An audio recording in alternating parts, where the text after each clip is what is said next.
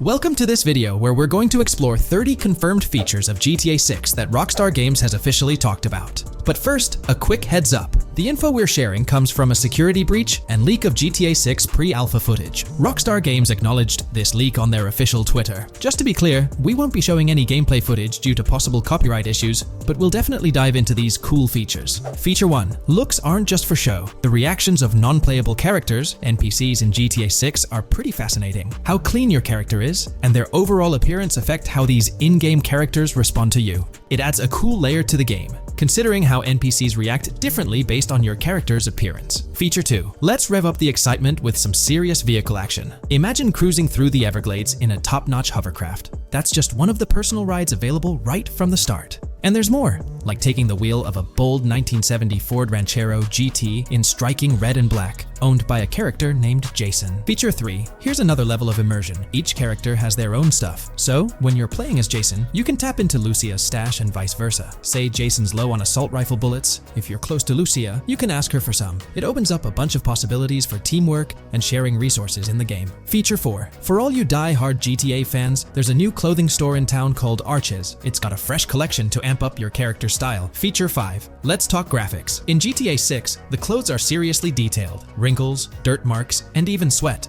Paying so much attention to clothing details makes the characters look super real, adding a ton of authenticity and making the game more immersive. Feature 6. While exploring the vast game world of GTA 6, you'll see a seamless mix of modern vehicles in urban areas and older ones in rural spots like the Everglades. It gives that cool GTA vibe, whether you're cruising in a flashy city car or taking a nostalgic drive in the countryside. GTA 6 has a bunch of wheels to fit whatever mood you're in. Feature 7. During certain heists, there's a timer showing when the cops will show up. Some think it's a developer thing, but it could mean players need to plan their heists well, syncing with the police response for a perfect score. That'd definitely add an exciting twist. Feature 8. I'm buzzing about this one. GTA 6 will feature a massive aquarium. Yes, you heard that right. Players get to explore an aquarium within the game, adding a cool new element to the gameplay. Feature 9. There's a limit on inventory space. Players can't stockpile an endless number of items. A smart move would involve rummaging through crates and storage spots at the docks to earn cash and gather valuable stuff, spicing up the gameplay. Feature 10. Here's something cool. In GTA 6, you're not stuck with your character's right side view like in GTA 5. Following Red Dead Redemption's lead, players can freely switch their character's preferred shoulder for a better view. It also changes which hand your character uses for weapons, making gameplay more immersive. Feature 11. GTA 6 adds a touch of reality with a dynamic day-night cycle. Shops don't stay open 24/7 anymore. Some close at night and reopen during the day, making the whole experience more immersive. At night, the city changes vibe, less traffic, and a different feel altogether. Feature 12. Adding to the mix are special abilities, somewhat like what we saw in Red Dead Redemption 2. From leaked gameplay, it looks like Jason has a unique skill. He can spot valuable stuff in the surroundings. They light up like hidden treasures, adding a whole new twist to the game. Feature 13. Let's dive into some of the confirmed stuff in GTA 6. It's quite a mix. There are spear guns, bolt-action sniper rifles, and a bunch of golf clubs, wedges, irons, drivers. Also, players can use a crowbar to open containers and grab valuable stuff. There's more. Smoke grenades, flashbangs, golf balls, and tracker jammers to dodge the cops. Snatching fancy cars might need special tools like the immobilizer bypass. Loads of choices to make gameplay super immersive and fun. Feature 14. Moving on to the awesome in-game places we've seen. There's a bunch. Tennis courts, a huge stadium, and even a museum, all with interactive insides. It's bringing back the exploration vibe we loved in GTA 4, and that's got us hyped for GTA 6. Feature 15. In a cool scene during a diner robbery, a non-playable character, NPC, was visibly relieved when the cops showed up, saying, "Finally, thank heavens." This shows how smart the AI is in GTA 6, and it's a sign of Rockstar's attention to detail. Feature 16. Get ready for a huge and diverse map to roam around. GTA 6 covers the whole shebang of Vice City and its surroundings, offering tons to explore. You've got the bustling city, scenic beachfronts, Everglades-like grass rivers, the charm of Florida Keys, and the quaint Port Gellhorn. Port Gellhorn even gets its own police department, showing different areas with their own rules, kind of like what we saw in Red Dead Redemption 2. So, where's your first stop in GTA 6? Drop your thoughts in the comments. Feature 17. Time for a tour of interiors in GTA 6. There's a bunch of places waiting to be discovered. One cool spot making a comeback is Escobar International Airport, giving us those Vice City vibes. Exploring the airport could unlock a load of side missions, opening up endless possibilities for adventures. Feature 18. Tourism's a big deal in GTA 6, making the game world feel alive. You'll stumble upon a clever take on a famous theme park, kinda like Disney World. It's a thrilling spot to dive into, and get this, there's even the International Space Station. Rockstar's really going all out to make GTA 6 an awesome experience. Feature 19. The characters you'll meet in GTA 6 have had some major upgrades. They come in all shapes and sizes, some towering and impressive, others more on the average or smaller side. This variety really brings the in-game city to life, making it feel more realistic. Rockstar's definitely set a high standard in gaming with this, and I can't wait to dive into this amazing world they've created. Feature 20 new gameplay features are here, and one that stands out is using assault rifles while inside a vehicle. It's going to shake up how players handle combat. Feature 21 money in GTA 6 works differently. You don't just magically get more cash in your bank account after robbing a store. Instead, you physically grab the cash from the store counter using a button. It makes the whole experience more real and interactive. Feature 22. Now this is wild. Today's video dives into the NPC AI patent, focusing on virtual navigation in Grand Theft Auto 6. This patent sheds light on the intricacies of in-game traffic, promising a heightened level of realism compared to previous iterations. We'll explore the notable enhancements Rockstar has implemented, creating a more sophisticated system that elevates the gaming experience. By examining various sources, we aim to provide a comprehensive overview of this navigation system, offering insights into what Rockstar has in store for NPC navigation in GTA 6. Let's delve into the details of this intriguing patent. System and method for virtual navigation in a gaming environment. Let's break down this patent for a moment. Essentially, it gives us insight into how non-playable characters operate within the game environment. They explain that NPCs' actions are controlled through artificial intelligence, allowing for real-time decision-making based on preset algorithms. In many systems, this is achieved through nodes and links, where each node contains important data that influences NPC movement. For example, in a game involving vehicles, this data could include factors like vehicle speed, lane width, road type, and number of lanes. Now, these nodes are essentially waypoints that NPCs follow to navigate from one point to another. In simpler sections of the road, these nodes might be connected linearly, guiding NPCs straightforwardly. But in more complex areas, like junctions, the nodes become more intricate. Take a basic intersection, for instance. A vehicle approaching it would have several exit options, leading to a branching network of nodes. In older systems, like the one used in GTA 5, NPCs might make decisions at these junctions based on simple rules, sometimes leading to behaviors that seem a bit random. However, this conventional method has its limitations, especially when it comes to handling various factors like weather conditions, changing lanes, parking cars, or anticipating road exits. In these situations, the old system could falter, as NPCs might not adapt well to the dynamic environment. One downside of the node-based system is its limited capacity to replicate real-life factors that humans naturally consider. Another drawback is its constraint in automating NPCs effectively. Due to memory and processing limitations, only a set number of NPC-controlled cars can be spawned in the game. Naturally, players crave a more immersive experience with a greater number of NPC-controlled cars on the road. Moreover, in conventional systems, NPCs often repeat the same actions, and some may even disappear as players get closer to them. Additionally, in GTA 5, the system relies on local traffic avoidance for NPCs to steer clear of collisions. This means that NPCs continuously scan their immediate surroundings each frame for any obstacles like vehicles, pedestrians, or objects.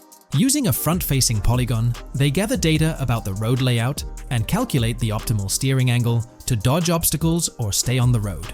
It's worth noting that this process occurs independently for each frame, without any reference to previous frames. This results in slower detection, as the system may not recognize a road blockage promptly. Instead, it interprets the obstruction as something to be avoided, without distinguishing it as a complete road blockage. Recognizing these limitations, Rockstar has engineered an NPC system that addresses these shortcomings of conventional systems. This advanced system efficiently manages NPC nodes and node graphs, yielding optimal outcomes while circumventing hardware and software constraints. NPCs in this system demonstrate heightened spatial awareness and adaptability, capable of altering routes based on real-time data from the environment. Moreover, this innovative system synergizes with the tagging mechanism discussed in earlier discussions. Through node analysis, the system identifies tags, such as indicating a road leads to a junction unsuitable for large vehicles. Consequently, large vehicles are deterred from entering. Furthermore, NPCs within this system consider various attributes of vehicle types, models, including speed restrictions, acceleration and braking capabilities, top speeds, cornering abilities, and vehicle size. NPCs will consider a plethora of data from their surroundings, leading to heightened situational awareness.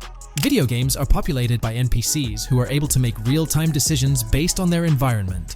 Games use a specific system for NPCs to traverse the game world. However, this system is very limited, and thus the decisions NPCs can make are very limited as well. NPCs in vehicles only consider their close vicinity, but nothing else. Also, to avoid collisions, NPCs only consider the last generated frame and base their reaction on that. No prior frames are considered.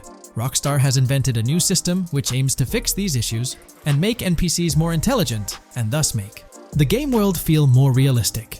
NPCs can now consider factors like traffic, as well as account for changing lanes when parking cars, anticipating a road exit, weather conditions, and the like. There are more than a predetermined number of NPC-controlled cars in the game now for a realistic experience for the player. Vehicles can now plan accordingly in case there is any type of road blockage. This also applies to police cars being able to navigate their way through traffic during a chase. I'd like to highlight another breakdown of the patent, which dates back 3 years ago. Let's delve into it. Takeaway from yesterday's patent post. I've read over the patent post from yesterday, and I noticed a lot of people missed the most exciting information in it. I'll sum it up in non-technical language. It's essentially a method to improve vehicle AL when driving currently. When NPCs drive on the road, they can sense a few cars around them to determine crashes or other things to drive around. This is dumb AL, as it has very few factors to take into account, and requires a lot of computational resources. This is why vehicles despawn when far away to free up the CPU. Rockstar's patent describes a system that primarily will change this and give NPCs more situational awareness. They will essentially have an objective of navigating from one location to another. Simplified, but is essential in making routines similar to RDR2, and be able to take into account other external factors. Coolest of all, NPCs will still exist when your game isn't rendering them in this implementation. Specific examples mentioned by Rockstar state they will be able to use weather conditions, traffic, and crashes to determine where to go. Some areas might be dangerous in the rain, they might avoid it. If an area has too much traffic, they will avoid it. Possibly destructible environmental areas could be reacted to. Similar to bridges in Just Cause, this point is speculation, however. Cars will also be able to take into account number of lanes and speed in their decisions. NPCs will be also able to take into account high-speed chases and be able to navigate if they themselves are speeding.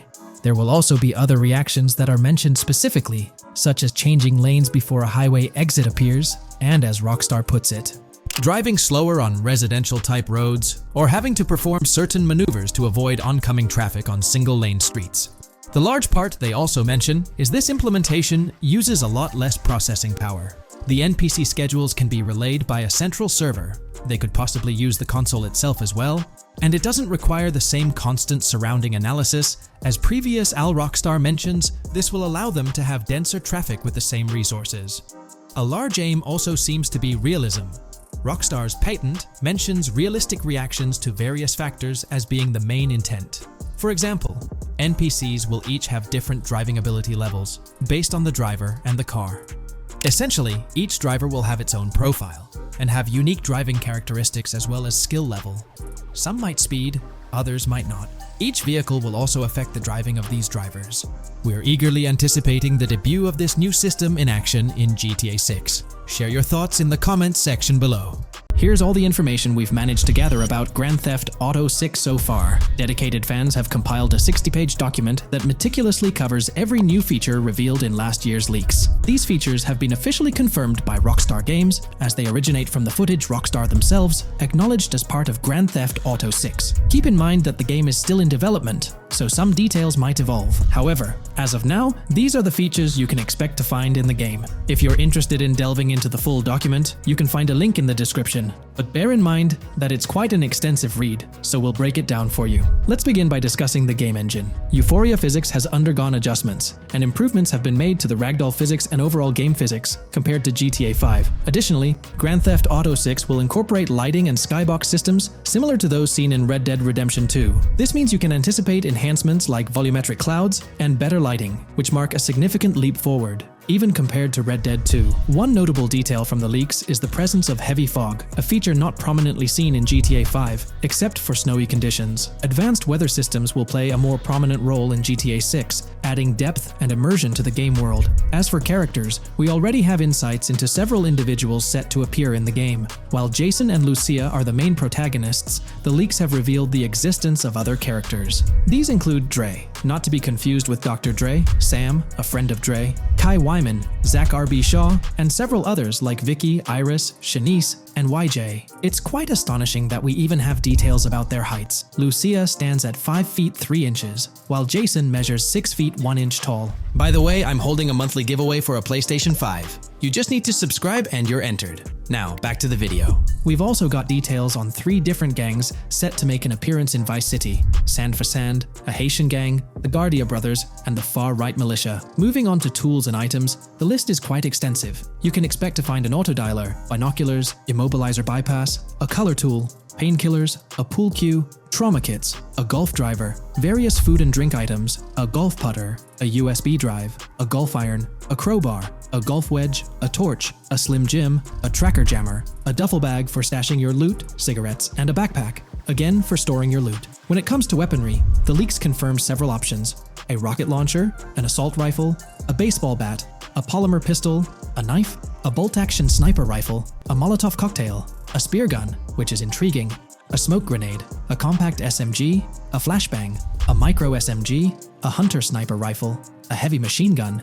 an auto rifle, and a pump-action shotgun. The weapon wheel system will be divided into 3 sections: weapons, equipment, and gear. This setup is reminiscent of Red Dead Redemption 2, where you had access to your weapons, items, and horse all in one interface. Notably, we've seen glimpses of the ability to hold different weapons in each hand, and there's an additional quick item inventory in the bottom left corner of your screen. In a video clip, we observed an NPC firing at Jason, and shortly after, we noticed that Jason's health was low. A tip appeared on the left side of the screen, indicating, "You were injured. Your health will regenerate slowly. Open your weapon wheel and use a recovery item to replenish your health faster." Unlike GTA 5, where your health regenerated only up to 50%, in GTA 6, it seems that you may regenerate to full health naturally, albeit at a sluggish pace. However, if you want to expedite your healing process, you can employ a medical item. We've got confirmation on 7 open-world activities that will be available in the game. Currently, these activities include dice, golf, fishing, and races. Additionally, there's a van shipment activity, and in one of the videos, you can spot the spawning location for a delivery van event. This location is near the industrial area of Port Gellhorn, and it's noteworthy that there's a warning poster about security cameras in this area, suggesting the need for caution while attempting to rob the van. Now, regarding robberies, if you've seen the leaks, you might remember the Hank's Waffles robbery, which was quite impressive. Jason and Lucia took on the challenge of robbing this massive diner.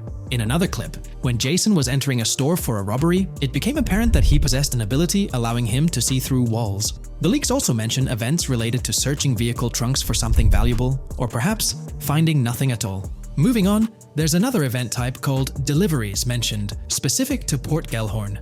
It's somewhat challenging to predict the exact nature of these events, but that's all the information we have for now. As for enterable buildings, Grand Theft Auto 6 is set to offer more opportunities for exploration.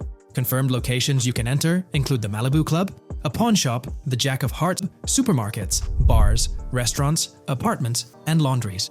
Now, let's discuss multiplayer. In the leaked files, we did come across one multiplayer clip, and in the bottom left corner of the screen, it displayed PL2 of 32, indicating that there were 2 players in the lobby out of a possible 32 slots. This mirrors the setup seen in Red Dead Online and GTA Online. While it's mentioned as 32 slots, it's worth noting that the player count is actually capped at 30, with 2 additional spots reserved for spectators. While hopes may be for larger lobbies in GTA 6, at least during this testing phase, they were exploring the feasibility of 30-player lobbies. Let's delve into collectibles in the game. During a scene in one of the clubs with Lucia, we can observe a developer placing a cardboard box on the ground. Notably, these boxes appear to be lootable, with a circle icon indicating their interactability. The debug text on this box reads, collectibles_car_pass, suggesting that these boxes will contain car part collectibles. Furthermore, there's mention of Wyman car parts boxed generic used, which has sparked speculation that players may collect car parts specifically for a character named Wyman.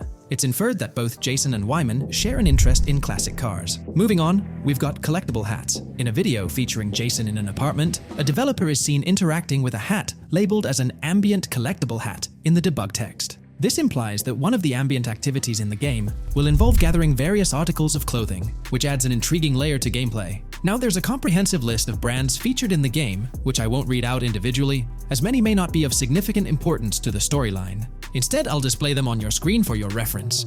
Feel free to pause the video if you'd like to take a closer look. Moreover, we have a list of confirmed animals in the game. As of now, the roster includes snakes, seagulls, skunks, raccoons, alligators, boars, wading birds, squirrels, southern leopard frogs, crayfish, lizards, skunk apes, pigeons, opossums, and whales. Keep in mind that this is not an exhaustive list, and there's a good chance we'll encounter even more wildlife when the game officially launches. These are simply the animals we have information on at this point in time. In the ongoing exploration of the forthcoming Grand Theft Auto installment, a plethora of new gameplay mechanics has come to light. These enhancements promise to augment the player experience in a variety of ways, ushering in a fresh layer of dynamism and immersion within the game world. First and foremost, players can now maneuver while ensconced in cover. This feature introduces a newfound level of flexibility during engagements, allowing for more strategic positioning in combat scenarios. Additionally, the ability to assume a prone position, a feature conspicuously absent in previous iterations of the game, adds an exciting dimension to gameplay, affording players the capacity to lie flat on the ground, potentially enhancing stealth and tactical maneuvers. Furthermore, the inclusion of loot bags offers a means to store surplus items, expanding inventory management options. An interesting addition is the capability to both drop and retrieve weapons, affording players greater adaptability in response to evolving circumstances. During intense firefights, a novel under-fire animation engages, wherein the player character instinctively shields their face from incoming projectiles, providing a more immersive combat experience. In the aftermath of enduring a severe blow, players are granted the opportunity to enact self-revival, potentially turning the tide of adversity. In aiming down sights, the option to seamlessly switch shoulders grants players a tactical advantage, facilitating improved positioning and target acquisition. Moreover, hand-to-hand combat now includes the ability to execute grabs, diversifying the melee combat mechanics. A noteworthy addition to the game is the implementation of buddy communication, embodied in the Buddy Comms and Buddy Ping system.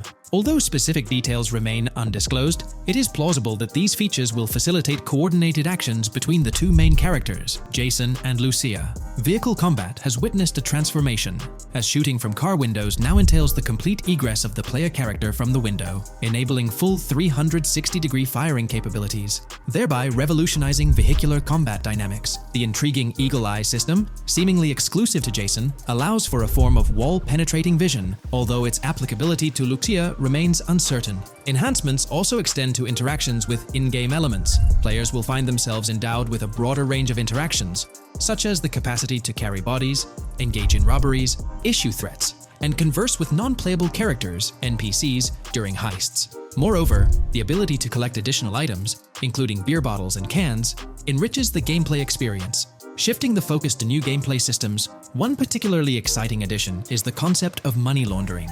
During the Hank's Waffles robbery, an icon associated with the car wash property, a washing machine adorned with a $sign, has been identified as indicative of money laundering. This suggests that players may have the opportunity to purchase specific types of businesses with the intent of laundering illicit funds in the single-player mode. Moreover, the inclusion of fences introduces a layer of illegal commerce within the game. These fences serve as intermediaries for players to sell illegal items, providing a means to offload contraband and potentially profit from illicit endeavors. The inclusion of hacking mechanics is confirmed to some extent in the game. Lucia is equipped with a set of intriguing tools, including a tracker jammer, immobilizer bypass, USB drive, and an auto dialer. As of now, it remains unconfirmed whether Jason will also have access to these items. Historical leaks from a few years ago hinted that Lucia would be the designated hacker, so the extent of hacking abilities for each character awaits further clarification.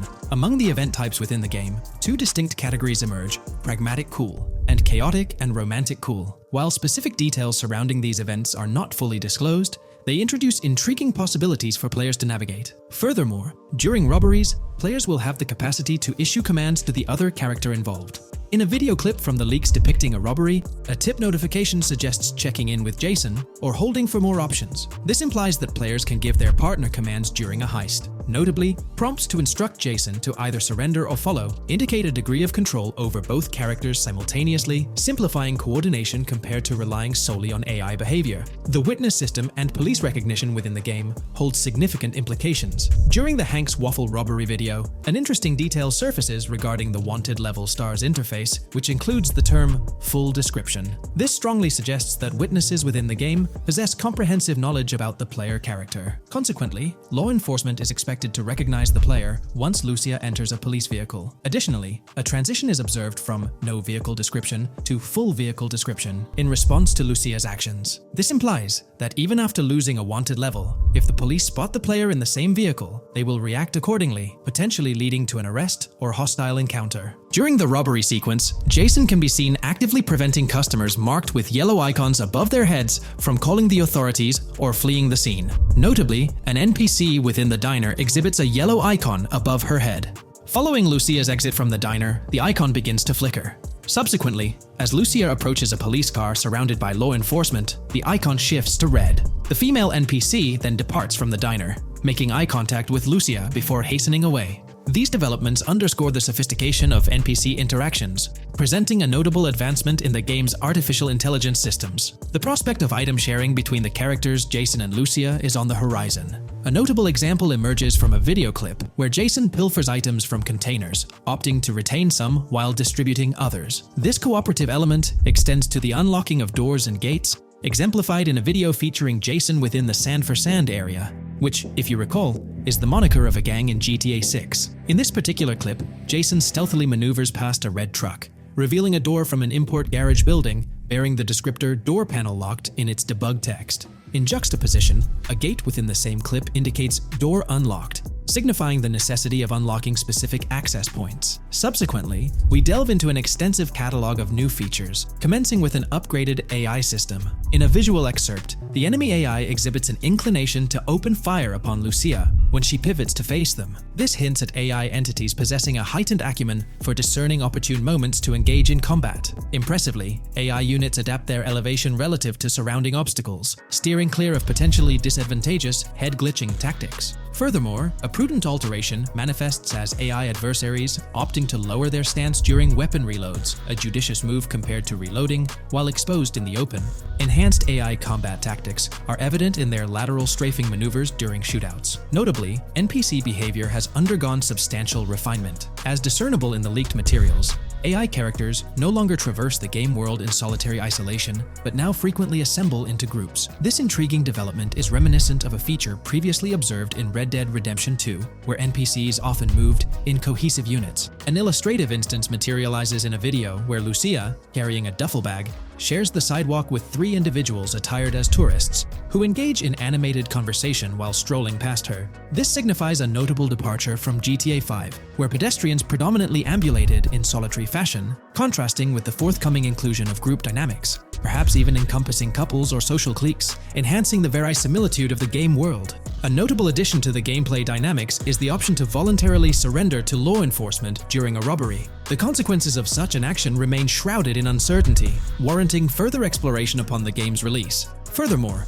the mundane act of purchasing gumballs from vending machines emerges as a potentially restorative action. While it can be surmised that gumballs may offer a healing effect, concrete details regarding their function remain pending confirmation. In a nod to realism, akin to GTA 5, the forthcoming installment acknowledges the accumulation of dirt on your character's clothing, reflecting the wear and tear endured during your escapades. The hair and facial hair systems exhibit intriguing variability, with different versions of Jason observable in the leaks, sporting varying hairstyles, including long hair, short hair, stubble, and clean-shaven looks. While not definitively confirmed, this strongly alludes to the introduction of a hair growth system, akin to the one featured in Red Dead Redemption 2. Given the precedents established in the latter game, the likelihood of such a system in GTA 6 appears high. Expanding the repertoire of actions available to players, the ability to consume items directly from your inventory is showcased. When Jason visits a gas station, the inventory reveals options for wine, soda, and fruit consumption, implying that you can partake in these items at your convenience, akin to the mechanics present in Red Dead and GTA Online. Introducing a novel event type named Cop Trap, the game incorporates scenarios where law enforcement sets up traps at multiple locations. While the precise details of these traps remain undisclosed, it is apparent that police will employ diverse tactics to ensnare players.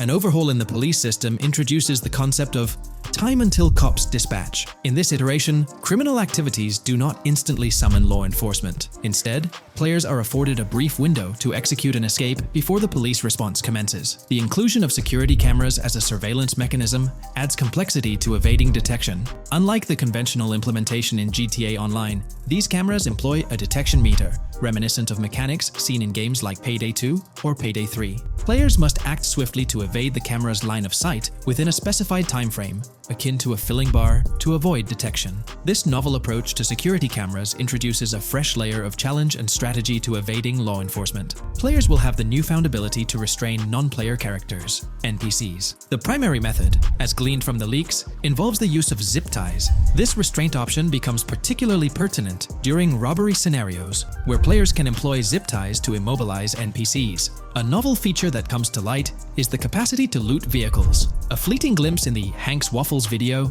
reveals a button prompt in the bottom right corner of the screen, labeled Examine SUV. This hints at the prospect of inspecting random cars and potentially engaging in vehicular theft. To make car theft more engaging, an advanced hijacking system is on the horizon.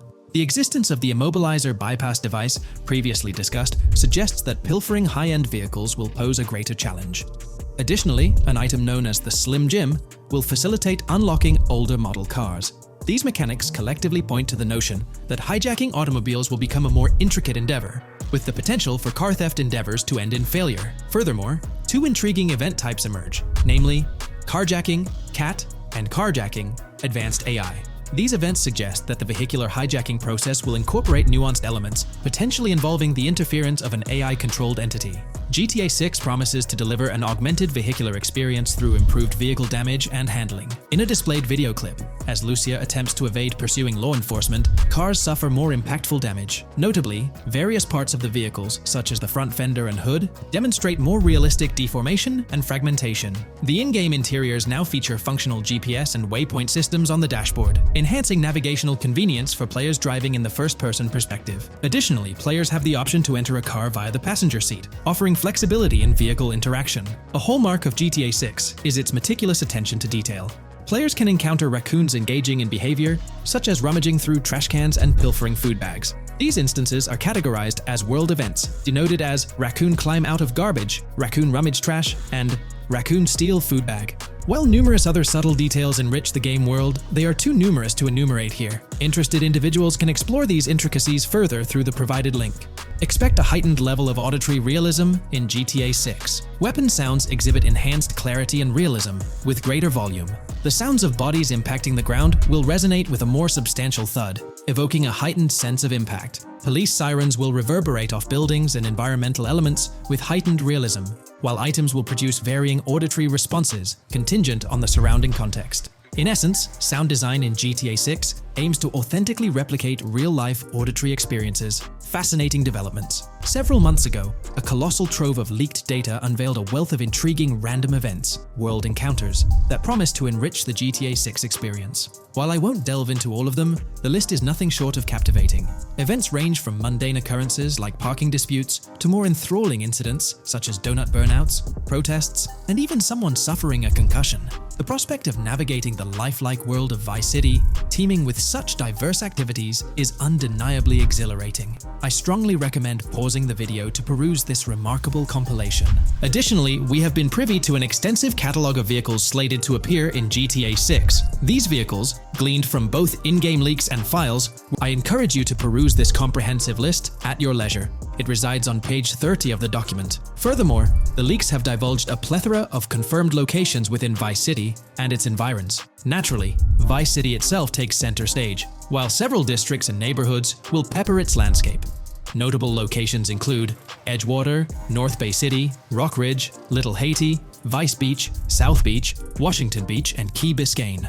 Port Gellhorn, intriguingly, appears as a separate city akin to Sandy Shores or Palito Bay from previous iterations. The list extends to encompass Yorktown, Ambrosia, Sundown, the Keys, La Pearl, Red Hill, Lake Leonida, Hamlet, Stockyard, Homestead, Grass Rivers, Ekin, Fanaka, Underwater, and Relief.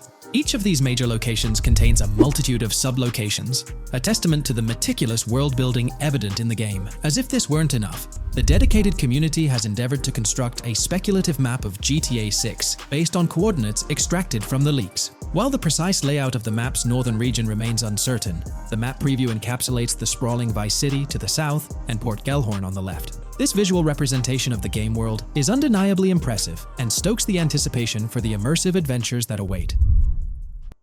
Hey there! In this video, we're diving into an upcoming terrain system in GTA 6, brought to you by Rockstar Games. Additionally, we'll explore some cool graphics enhancements like ambient occlusion, global illumination, and material tinting slated for the next GTA. The scoop comes straight from an official patent filed by Take-Two Interactive, Rockstar's parent company. So let's kick things off by checking out the patent titled Method and Apparatus for Enhanced Graphics Rendering in a Video Game Environment. According to Rockstar Games, the rendering of real-time graphics usually happens in a pipeline setup like this one. At the core of it, the process kicks off by handling 3D vertex information, moving on to render pixel-level details like light color and shadows. In the current systems, one or more shaders are employed for this pixel-level rendering. These shaders are essentially programs that operate on the GPU. The challenge in rendering lies in finding the right balance between realism and detail, while ensuring smooth performance, aiming for that higher frame rate. For example, a virtual world should illustrate various terrains that mirror a number of lifelike geographical areas. Each of these terrains can provide unique interactions with a virtual character in the video game.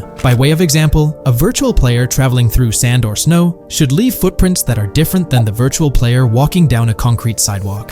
However, because of the number of various terrains that need be accounted for, and the unique behavior of each terrain, conventional graphics systems do not have enough processing power to account for dynamic terrain and the associated interaction with players of the game. So, Rockstar Games developed a shader system for efficiently rendering various types of terrain with high realism. Let's take a peek at the system. The world-level map, visible in the bottom right, outlines all the different dynamic terrains, such as muddy, sandy, grassy, hard ground, snowy, and more. Take a gander at this world-level map showcasing the diverse terrains. Now, let's explore the various dynamic terrain zones within the game world. Using Red Dead Redemption 2 as an illustration, this world-level map plays a pivotal role in determining the terrain that players or NPCs interact with. Essentially, it acts as the foundation to generate a trail map. Think of a trail map as a record of all the imprints left behind by characters, vehicles, and other objects, like the aftermath of explosions. Take this image for instance, showcasing how the snow has been altered by the actions of this NPC. Different shaders of the shader system are used for different terrain types and with different trail map types. For example, basic terrains do not require special shaders, while shallow mud terrains can advantageously benefit from a parallax surface shader to efficiently show ruts and tracks in the terrain with a high-detail trail map. As an additional example, deep mud terrain may use a tessellation surface shader to model the ruts and tracks in the mud. You might be aware that in Red Dead Redemption 2, you can leave realistic footprints in the snow and mud. Rockstar explained that they employed two shaders for this effect: parallax maps and desolation. These shaders create a convincing illusion of high-level deformation, where footprints appear on the terrain's surface. In reality, the surface is warped but not physically deformed, ensuring a smooth and polished movement experience. In GTA 6, they're applying the same technique to bring an extra layer of realism. This will be particularly noticeable with explosions, firing RPGs at the ground, walking through mud, or driving vehicles through it, each leaving distinct tracks based on the terrain. RPGs, for instance, will create craters on the ground. This adds a significant level of interactivity, making it feel like you're genuinely impacting the game world in real time. Despite it being an illusion, the result will be remarkably realistic, akin to the snow in Red Dead Redemption 2. To sum it up, this graphics rendering patent encompasses the dynamic terrain,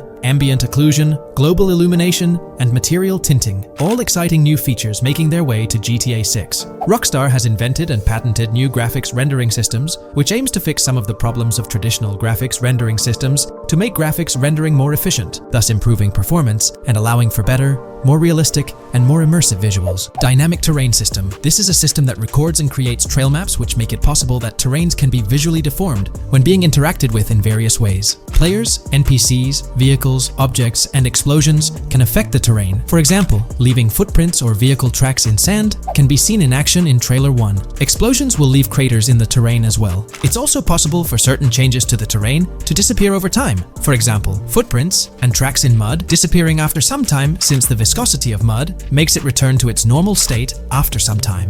There are different types of terrains, for example, muddy, sandy, hard ground, grassy or snowy terrain. Each type of terrain will react differently. A sandy terrain will be more easily deformed than a grassy terrain, for example. In the initial part of our video, we delved into the rendering pipeline, which also incorporates a lighting stage. While conventional systems often utilize cube maps for pre-rendering lighting, it's worth noting that this is mainly for static elements. When it comes to dynamic characters, pre-computed lighting falls short in accommodating changes from objects within the scene. Although ambient occlusion can be pre-baked, it lacks the capability to update dynamically. Realism takes a hit due to this. Conventional systems often incorporate static lights to mimic reflected light, like sunlight bouncing off the ground and under a table. However, this static approach fails to update with changes in the light source. To address these challenges, Rockstar has patented new systems. Ambient occlusion. This is a graphics technique that can be utilized in multiple forms to determine how light and shading are displayed on an object. It can lead to darkened areas,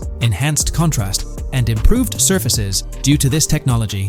This patent's ambient occlusion system offers some special advantages. Determined by either preset or randomized assets based on developer discretion, the lighting can greatly provide a new vision to world building to make certain areas stand out, akin to a real-life setting. Global illumination. Global illumination is a graphics rendering technique that models how light is bounced off of surfaces onto other surfaces in direct light, rather than being limited to just the light that hits a surface directly from a light source, direct light. Rockstar's system detailed in this patent uses a bounce map that is projected in a top-down fashion to determine reflected light off of the ground. This bounce map is then converted into a texture that provides an approximation for the expected bounce back of light. This simulates the effect that would be achieved rendering the multiple passes of lighting to account for the natural bounce reflections. The bounce map can then be integrated into the lighting pipeline. During this, a technique is used to determine the area that needs this extra pass for each frame. This way, only the visible and required area is rendered with this technique, thus making it very efficient and less performance intensive. Overall, this provides many of the benefits of ray tracing without the computational expense. Ray-traced global illumination will probably still be in the game. For example, Lucia prison clip in Trailer 1. This special system is just a way to render large-scale global illumination efficiently. Now, let's touch on the final problem that Rockstar has addressed through this patent with conventional systems. Finally, as another example, to develop a rich and engaging game world, it is advantageous to populate the world with variations of similar objects. In other words, you do not want every simulated person, cow, gun, car, cart, ship, or animal generated in the game to look the same. Because the 3D model for many of these objects would be identical, variation was traditionally accomplished by creating different texture files to paint a different look on the object. For example, two variants of a cow model could be created, one with a texture to create a brown cow, and the other with a texture to create a black cow. These prior art systems created the desired variety at the cost of artist time, computer memory, and resources to maintain a multitude of different hand-authored variants for each in-game object. To combat this, Rockstar is introducing material tinting. RDR2 had a system that could tint the color of clothes to create far more variations on NPCs. This new patent is an evolution of that system and allows for creating of several in-game object variants from a single model. It can not only modify an object's colors, but other material properties, such as metalness and lighting parameters, or add additional layers to it, such as mud, snow, or dust as well. Envision the extent of customization that awaits in this game. Summing up the official patent for graphics rendering, it's evident that Rockstar has elevated numerous systems from Red Dead Redemption 2. Share your thoughts on everything covered in today's video in the comments below. Today, we're delving into the realm of GTA 6 Online, the upcoming multiplayer aspect of Rockstar Games' Grand Theft Auto 6. We'll dissect all the insights gathered from leaks back in 2022, alongside an intriguing anti-cheat patent filed by Rockstar's parent company, Take-Two Interactive. This patent offers a glimpse into how the forthcoming online experience aims to ensure a safer environment compared to the current GTA Online. Furthermore, we'll explore a novel method Rockstar plans to implement in GTA 6 for managing online sessions. This innovation promises to infuse the expansive world of GTA 6 with a livelier atmosphere, enriching the player's immersion in its intricacies. Undoubtedly, GTA Online stands as a titan in the realm of multiplayer gaming. Its enduring popularity has significantly contributed to the ongoing success of GTA 5 over the past 11 years. This success owes much to Rockstar's astute strategy, crafting a robust core game with GTA 5 and then supplementing it with regular content updates for the online segment. By continually introducing new weapons, vehicles, and attire, Rockstar keeps players engaged and motivated to accumulate in-game currency. As we eagerly anticipate the official unveiling of GTA 6, players are hopeful that it will address prevalent issues plaguing the current iteration. Chief among these concerns is the rampant presence of modders and cheaters, whose actions not only disrupt gameplay, but also pose security risks by unlawfully accessing personal data. To tackle this issue, Rockstar has devised a fresh approach set to debut in GTA 6. This method aims to bolster the game's security measures. The patent responsible for this enhancement is titled Method and Apparatus for Preventing Cheating in a Video Game Environment by Providing Obfuscated Game Variables. Filed by Take-Two Interactive, Rockstar's parent company, in 2019, this patent outlines a system and method aimed at curbing cheating within video game environments. By disguising game variables in memory, the patent seeks to thwart attempts by players to monitor and manipulate values such as health, ammunition, and in-game currency for unfair advantages. Traditionally, developers combat such exploits by encrypting, coding, or obfuscating the location of these values, alongside implementing integrity checks to detect unauthorized modifications. However, these methods have drawbacks, as they often impact game performance and inadvertently expose variable locations to savvy attackers. Rockstar's innovation lies in masking the whereabouts of these variables, offering a more robust defense against cheating in GTA 6's online. I won't delve into the technical intricacies, but essentially, Rockstar employs a clever and seemingly straightforward technique to conceal these values. This makes it considerably tougher for attackers to pinpoint their locations. While the concept of masking values may seem straightforward, its effectiveness in bolstering stability and enhancing security for the future online segment is paramount. Moving forward, let's turn our attention to the next patent, titled System and Method for Session Management in a Multiplayer Network Gaming Environment. Filed by T2 Interactive in 2021, this patent addresses disclosed are systems and methods for session management. The disclosed system allows for seamless merging and splitting of network sessions in a multiplayer network gaming environment. Seamless session management allows dynamic movement of players in a virtual world during gameplay without unnecessary loading and/or stalling. As the players in the virtual world move around, the management of active game sessions can be improved to affect a more realistic perceived population. In this patent, Rockstar highlights the crucial role of online components in the success of many games, citing GTA Online as an example. They emphasize the challenges of managing network technology and resources to create a vibrant virtual world. Traditional MMO games often face limitations in session management, with some opting for single sessions that may restrict the depth of content due to increasing player counts. Others utilize multiple sessions, which can hinder feasibility, especially in peer-to-peer exchanges like in GTA Online. To address these issues, Rockstar has developed a pioneering system for seamless session management. This innovative approach enables fluid splitting and merging of network sessions, allowing for a more immersive virtual world free from hardware and software constraints. Allowing players from different sessions, but in the same virtual area of the map, for example, to be merged into a single session. This allows players from previously different sessions to come across one another, thereby making the virtual world seem more populated.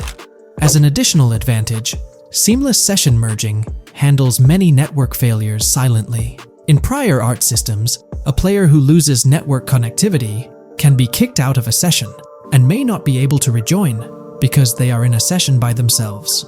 However, the Session Management System 100 allows for a disconnected player to exist in a session by themselves for a predetermined period before they are reconnected to the remaining players in the session or can be joined with another session.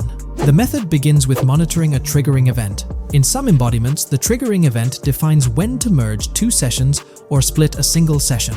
For example, when the object, Virtual players are in the same session, move physically apart from another, the object by a predetermined virtual distance. This triggers the session management system to split the session into two different sessions. Likewise, if objects from two different sessions are within a predetermined virtual distance from one another, the session management system and merge the sessions to allow interaction between objects of the respective sessions. Other instances of monitored triggering events encompass various player and object actions, including changes in position or visibility, player entries and exits from the virtual world, and game-related activities like mission completions or tutorial beginnings. Rockstar's solution ensures seamless management of these events, preventing inconsistencies such as duplicated objects during session transitions. This approach accounts for factors like virtual geography, team management, networking resources, and social relationships to maintain continuity across sessions. For example, once a session is split, there can be two sessions, each with their own distinct copy of an object. Avoiding this split can avoid players that intentionally duplicate valuable objects to exploit virtual game economics. If these two sessions were to later merge, there can then be two identical objects in the same session.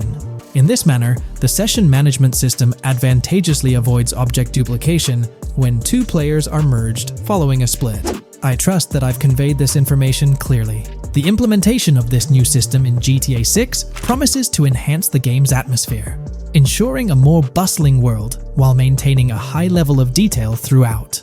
Now, let's delve into what we've learned about GTA Online from the leaks of 2022. Multiplayer. In the bottom left in one of the clips, one can see there are two players in a 30-player lobby. This is because there are two slots for spectators, similar to GTA Online and Red Dead Online. There is also a reference to the script host. After that, there is a code which is either the session host or game master. Based on the information gathered, it seems probable that peer-to-peer connections and 30-player lobbies will make a comeback in GTA 6 Online. However, there's a twist in how sessions will operate, allowing for seamless transitions between them. Feel free to share your thoughts in the comment section about everything we covered in today's video regarding GTA 6 Online. Today's video will delve into the latest iteration of the GTA 6 mapping endeavor. The developers have expanded and refined the GTA 6 map significantly, making it the most comprehensive fan-made project to date. It incorporates all available data from leaks and the initial official trailer.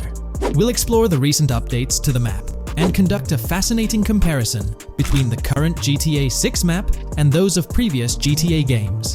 Additionally, we'll examine a fan-created satellite view of the GTA 6 map, along with the inclusion of Tommy Vercetti's mansion spotted in the trailer. All of these elements will be discussed in detail throughout this video. Let's kick things off with the GTA 6 mapping project. Changes have been implemented across all regions of the map. To ensure we cover everything comprehensively, we'll begin our tour from the northwest and work our way down, addressing each modification along the journey. Firstly, the map's dimensions have been expanded from 16,000 by 16,000 to 18,000 by 18,000 to accommodate the newly added landmass. Each square on the map measures 500 x 500 meters. Based on the latest estimations, the map will be larger than before, requiring more space to accommodate all its features. Currently, the northern portion of the map remains unknown, which contributes to its perceived size. Hence, the map extends beyond what's visible on the screen. According to rumors, the GTA 6 map is speculated to encompass 3 major cities. Presently, we're aware of 2. Vice City, the largest city, and Port Gorn, which has undergone further expansion in the latest map update. The third location, Yorktown, is anticipated to be modeled after Tampa. Rumors suggest that it could be the third major city featured on the map.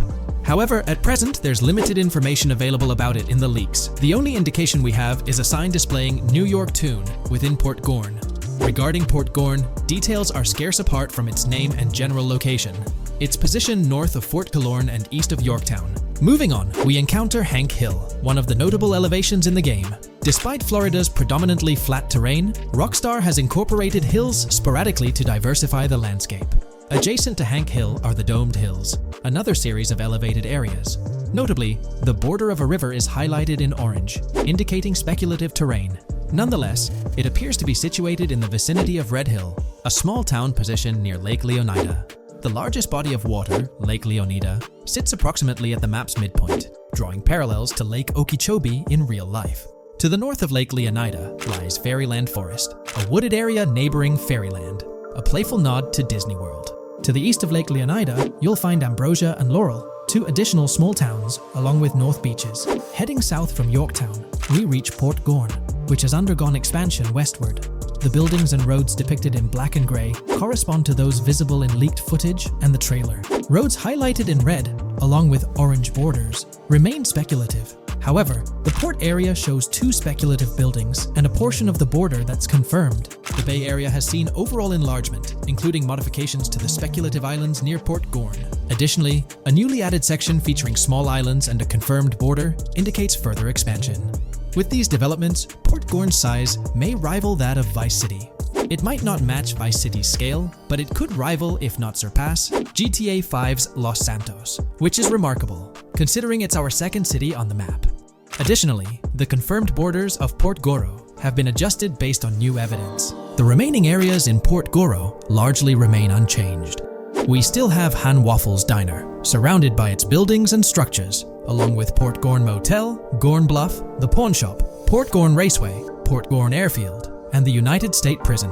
Belleville and Econfina remain situated near Vice City. Now, focusing on Vice City itself, much of it retains its layout from the previous map update. We observed the increasing density of the map, particularly with the Stockyard and Crossdown area now filled in, along with the hotels in the Vice Beach area. The proximity of the buildings to one another is quite striking. Additionally, the buildings on Pelican Harbor Island remain consistent with the previous update. However, there's been a recent discovery. I'd appreciate your thoughts on this matter in the comments below, as it could potentially be significant if confirmed. According to this viewer, they claim to have identified Tommy Vercetti's mansion in the trailer. They're referring to this specific mansion situated on the middle island, directly behind the enormous yacht. It bears a striking resemblance to his iconic abode, raising the possibility that it could indeed be the one. However, it's challenging to make a definitive judgment, since it's nighttime in the footage. It could simply resemble it, but it's difficult to confirm. Nevertheless, it would be fantastic if it indeed makes a return in the game. The recent update brought significant changes to Vice City, particularly with the Vice City port. This is where the scene featuring the bolt shot from the trailer takes place. Now, we have a clearer understanding of its entire border, with some buildings identified. There are two speculative buildings, along with some confirmed ones. The bridges have been updated, and there have been adjustments to the speculated Raya Way. Furthermore, the FLP Solar Amphitheater has been relocated northward based on new evidence. The Vice City International Airport metro station has also undergone updates, aligning with new information from leaks. Notably, the airport now appears more complete, with an additional hangar. These encompass all the changes made to Vice City. Now let's shift our focus to the Grass Rivers, as they've also received updates. The speculative landmass along the west coast has been adjusted to accommodate the map expansion. Notably, the Lake SLW waterway now connects to the Grass Rivers, providing insight into the potential appearance of this swampy region on the map. A scene from the trailer showcased the Airbolt, a vehicle likely used for traversing these areas. Hamlet remains in its original position, serving as a parody of Homestead. It's interesting to note the location of the Shaka Shed, situated in the middle of the Grass Rivers, reminiscent of the shacks seen in Lemoyne in Red Dead Redemption 2. This suggests that this area may draw inspiration from its counterpart. Furthermore, I anticipate hunting to be quite intense in this region, given the presence of alligators, snakes, and lizards. The diverse wildlife, particularly at night, is bound to create a thrilling atmosphere. Additionally, changes have been made to the Gator Keys and the surrounding islands, as observed in the trailer.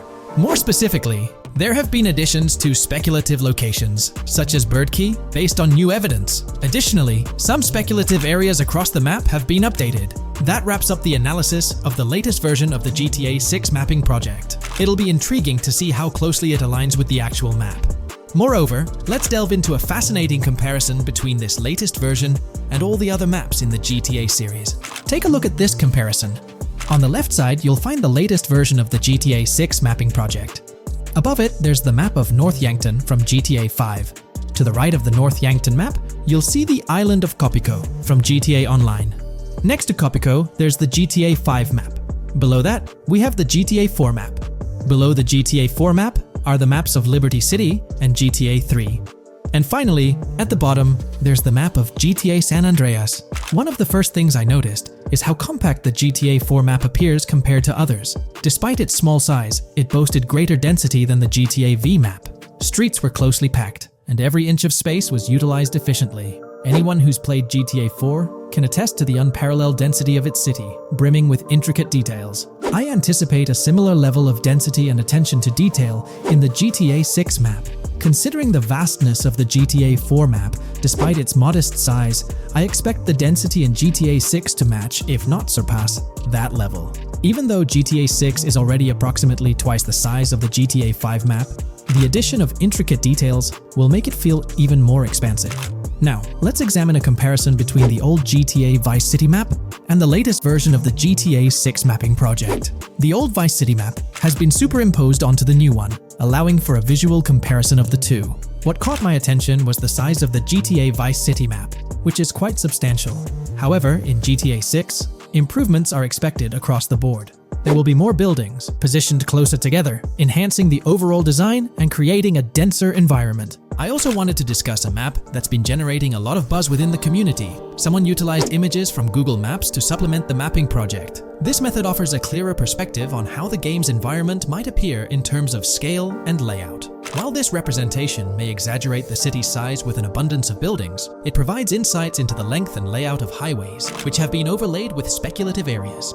Additionally, looking at Yorktown, despite the lack of details, its size hints at the potential scale of both Yorktown and Port Gorn. Furthermore, the top portion of the map may resemble the depiction, although details remain uncertain. Considering the vast array of features such as multiple airports, cities, small towns, mountains, hills, and swamps, it's evident that GTA 6's map is poised to be the most impressive in the series. There's little doubt that it will set a new standard. The GTA 6 community has just found some major clues left by Rockstar Games, and it was under our nose the whole time. GTA 6's Trailer 1 revealed a ton of new things about the game off the bat, but recently, there's been even more developments that show off the GTA 6 main character story, Lucia. We learn a bunch of new things about her background, so if you're not interested in potential spoilers, this may not be the video for you. This information is directly from Rockstar Games, so this is the real deal. So getting into the details of Lucia's jail cell, let's focus on those newspaper clippings.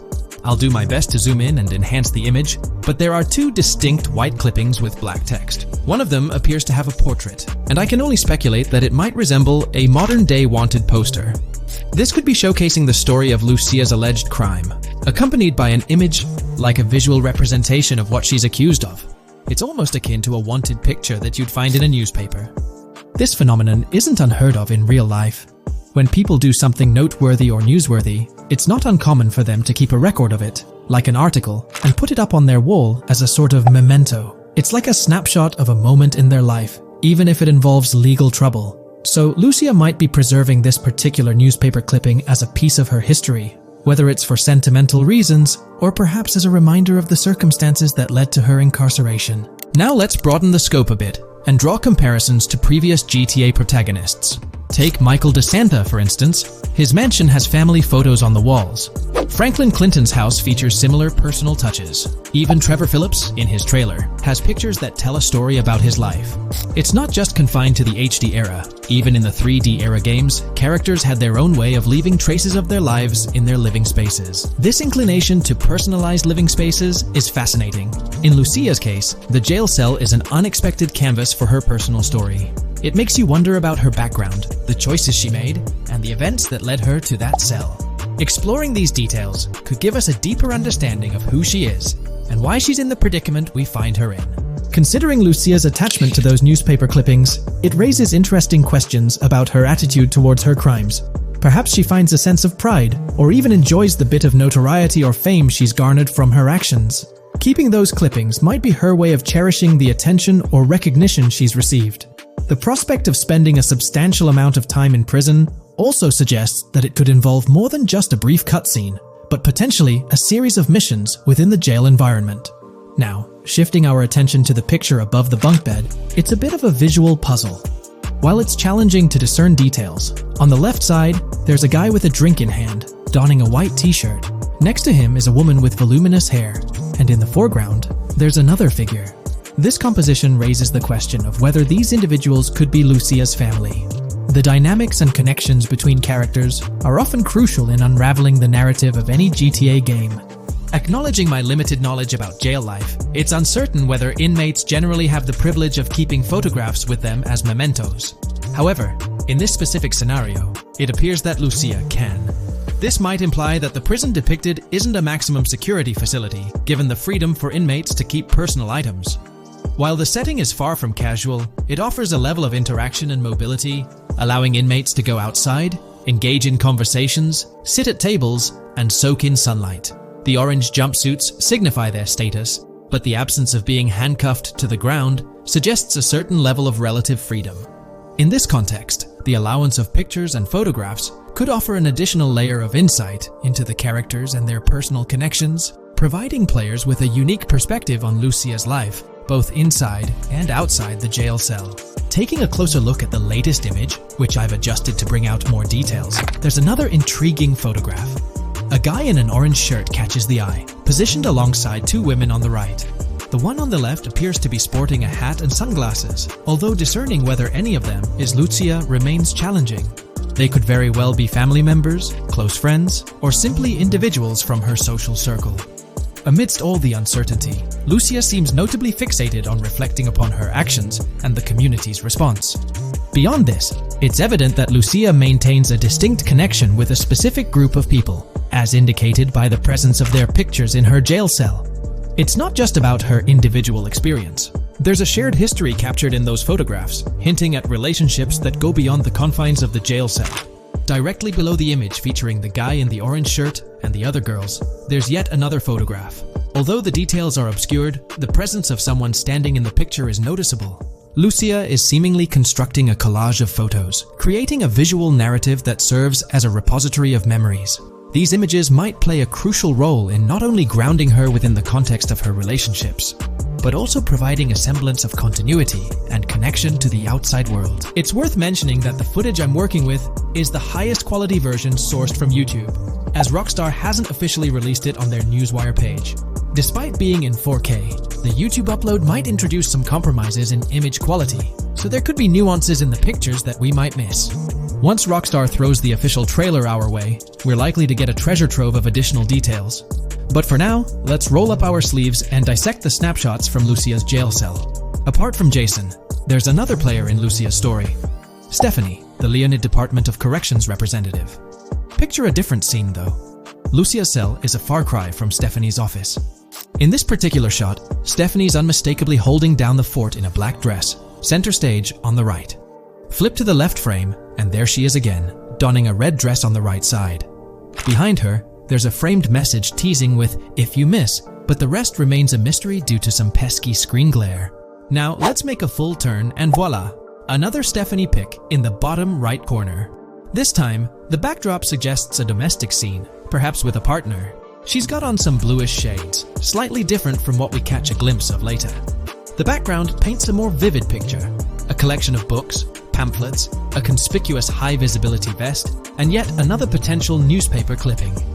Whether it's a routine thing or an anomaly, the jury's still out. So, what's the inside scoop on Lucia's backstory gleaned from her jail cell environment? Well, the state of the jail suggests it's seen better days. Peeling bits off the windows hint at a place with some history. That initial shot with the barbed wire strongly implies it's not a newly minted spot. It's got the wear and tear of time etched into its surroundings. As we immerse ourselves in the intricacies of Lucia's life within the jail cell, the narrative unfolds as a captivating tapestry, each element contributing to the rich story. The subtleties, from the cryptic newspaper clippings shedding light on her alleged crimes to the carefully chosen photographs depicting relationships with family and friends, create a vivid and compelling portrait of Lucia's existence, both within and beyond the jail confines. The personal touches within her confined space evoke a rawness that harks back to the legacy of previous GTA protagonists. Lucia's jail cell, unexpectedly, becomes a canvas revealing a story that transcends the conventional GTA narrative.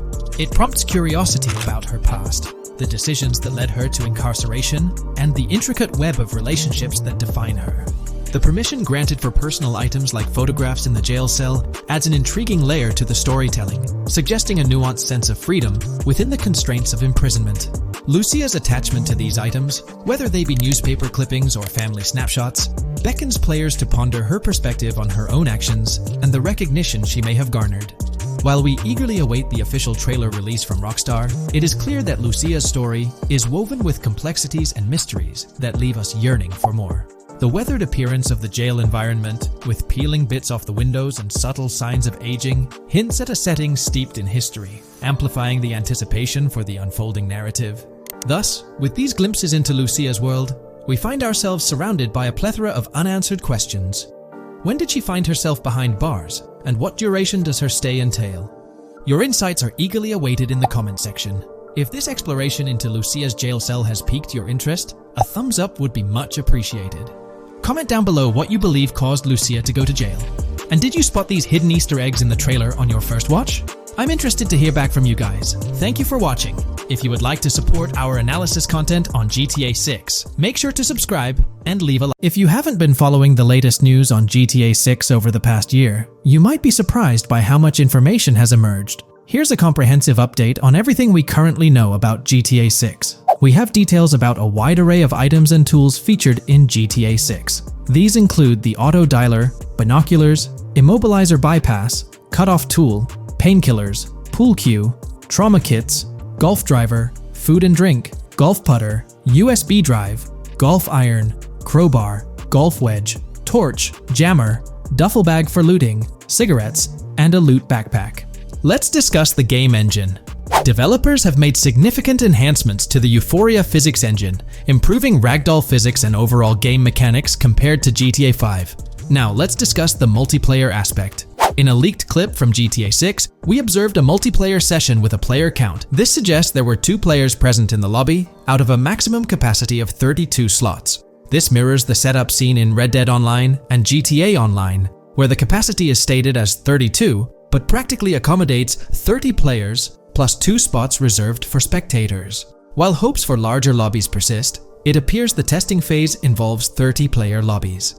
Leaks also suggest advanced weather systems, including heavy fog, a feature that was less common in GTA 5. Moving on to collectibles, there's mention of Wyman car parts. In a clip featuring Lucia, a developer is seen placing a cardboard box with a circular icon, indicating it as lootable.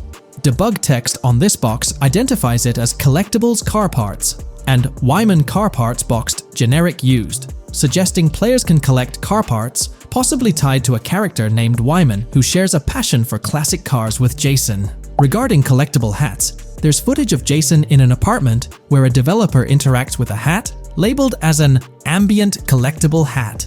According to debug text, this hints at the inclusion of clothing items as ambient collectibles within the game. Additionally, a comprehensive list of all brands featured in the game is provided. While some brands may be integral to the story, many are included for realism and immersion.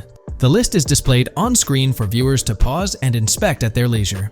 Similar to Red Dead Redemption 2, the weapon wheel in GTA 6 will be divided into 3 sections: weapons, equipment, and gear. Notably, players can dual-wield different weapons and access a quick item inventory displayed in the bottom left corner of the screen. While leaked recreations of the weapon wheels provide a glimpse, it's expected that the final version may evolve during the game's development. In a video snippet, an NPC is observed shooting at Jason, triggering a health tip to appear on the left side of the screen when Jason's health decreases.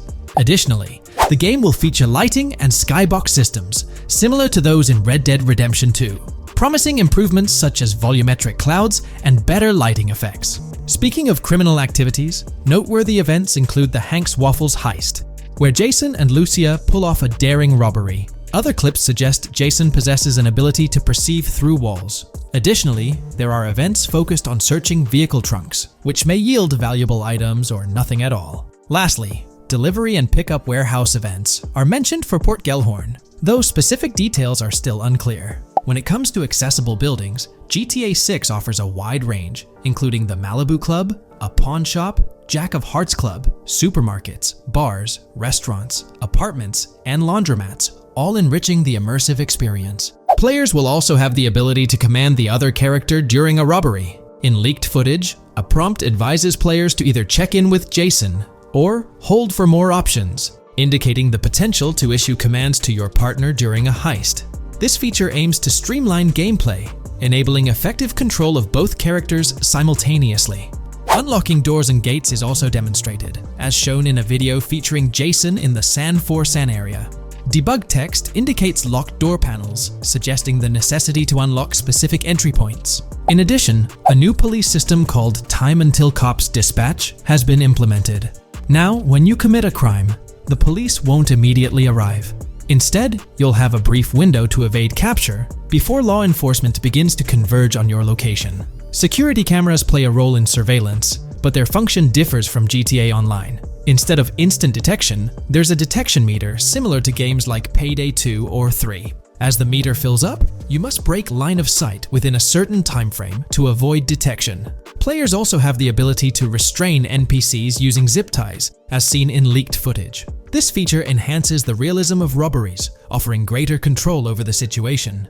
Additionally, players can loot vehicles, as briefly shown in the Hank's Waffles video. A button prompt to examine SUV suggests the ability to inspect random vehicles and potentially steal valuables from them. A while back, a significant leak revealed a plethora of potential world encounters, random events that occur as you navigate the game world. I've displayed these on your screen, and while I won't go through each one, you'll notice they're quite fascinating. From parking disputes to donut burnouts, protests, and even someone getting a concussion, these events add depth and realism to the world of Vice City. It's exciting to imagine strolling through such a dynamic environment where something is always happening. Take a moment to review them if you like. They're quite impressive. Moving forward, the community has endeavored to construct a map of GTA 6 based on coordinates and locations gleaned from leaks. This preliminary map outlines Vice City situated at the bottom right. The top section of the map remains somewhat enigmatic for now. Nonetheless, this initial map looks incredibly promising, and the excitement for exploring its intricacies is palpable. For the setting, we know about 3 different gangs in Vice City: San For San, a Haitian gang, the Guardia Brothers, and the far-right militia. These details create an exciting anticipation for what to expect in GTA 6. Now, let's delve into the variety of confirmed wildlife in the game.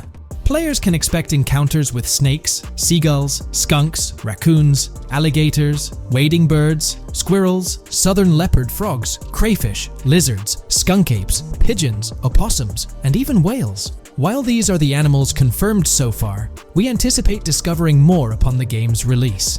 These are the species we're aware of at present. Fences in GTA 6 are not just physical barriers to jump over or drive through. They are individuals involved in illegal transactions within the game. Acting as middlemen, these characters buy illegal items from players to resell them to others. Now, let's explore the AI witness system and police recognition feature, which are notably significant. In the Hank's Waffles robbery video, beneath the wanted level stars, there's a mention of full description, suggesting that witnesses can provide detailed information about you. This implies that once identified, the police will recognize you. When Lucia enters a police vehicle, there's initially no vehicle description, but this quickly changes to a full vehicle description. This indicates that law enforcement will possess detailed information about your vehicle. Moreover, the text warns that any vehicle seen entering will be noted by the authorities.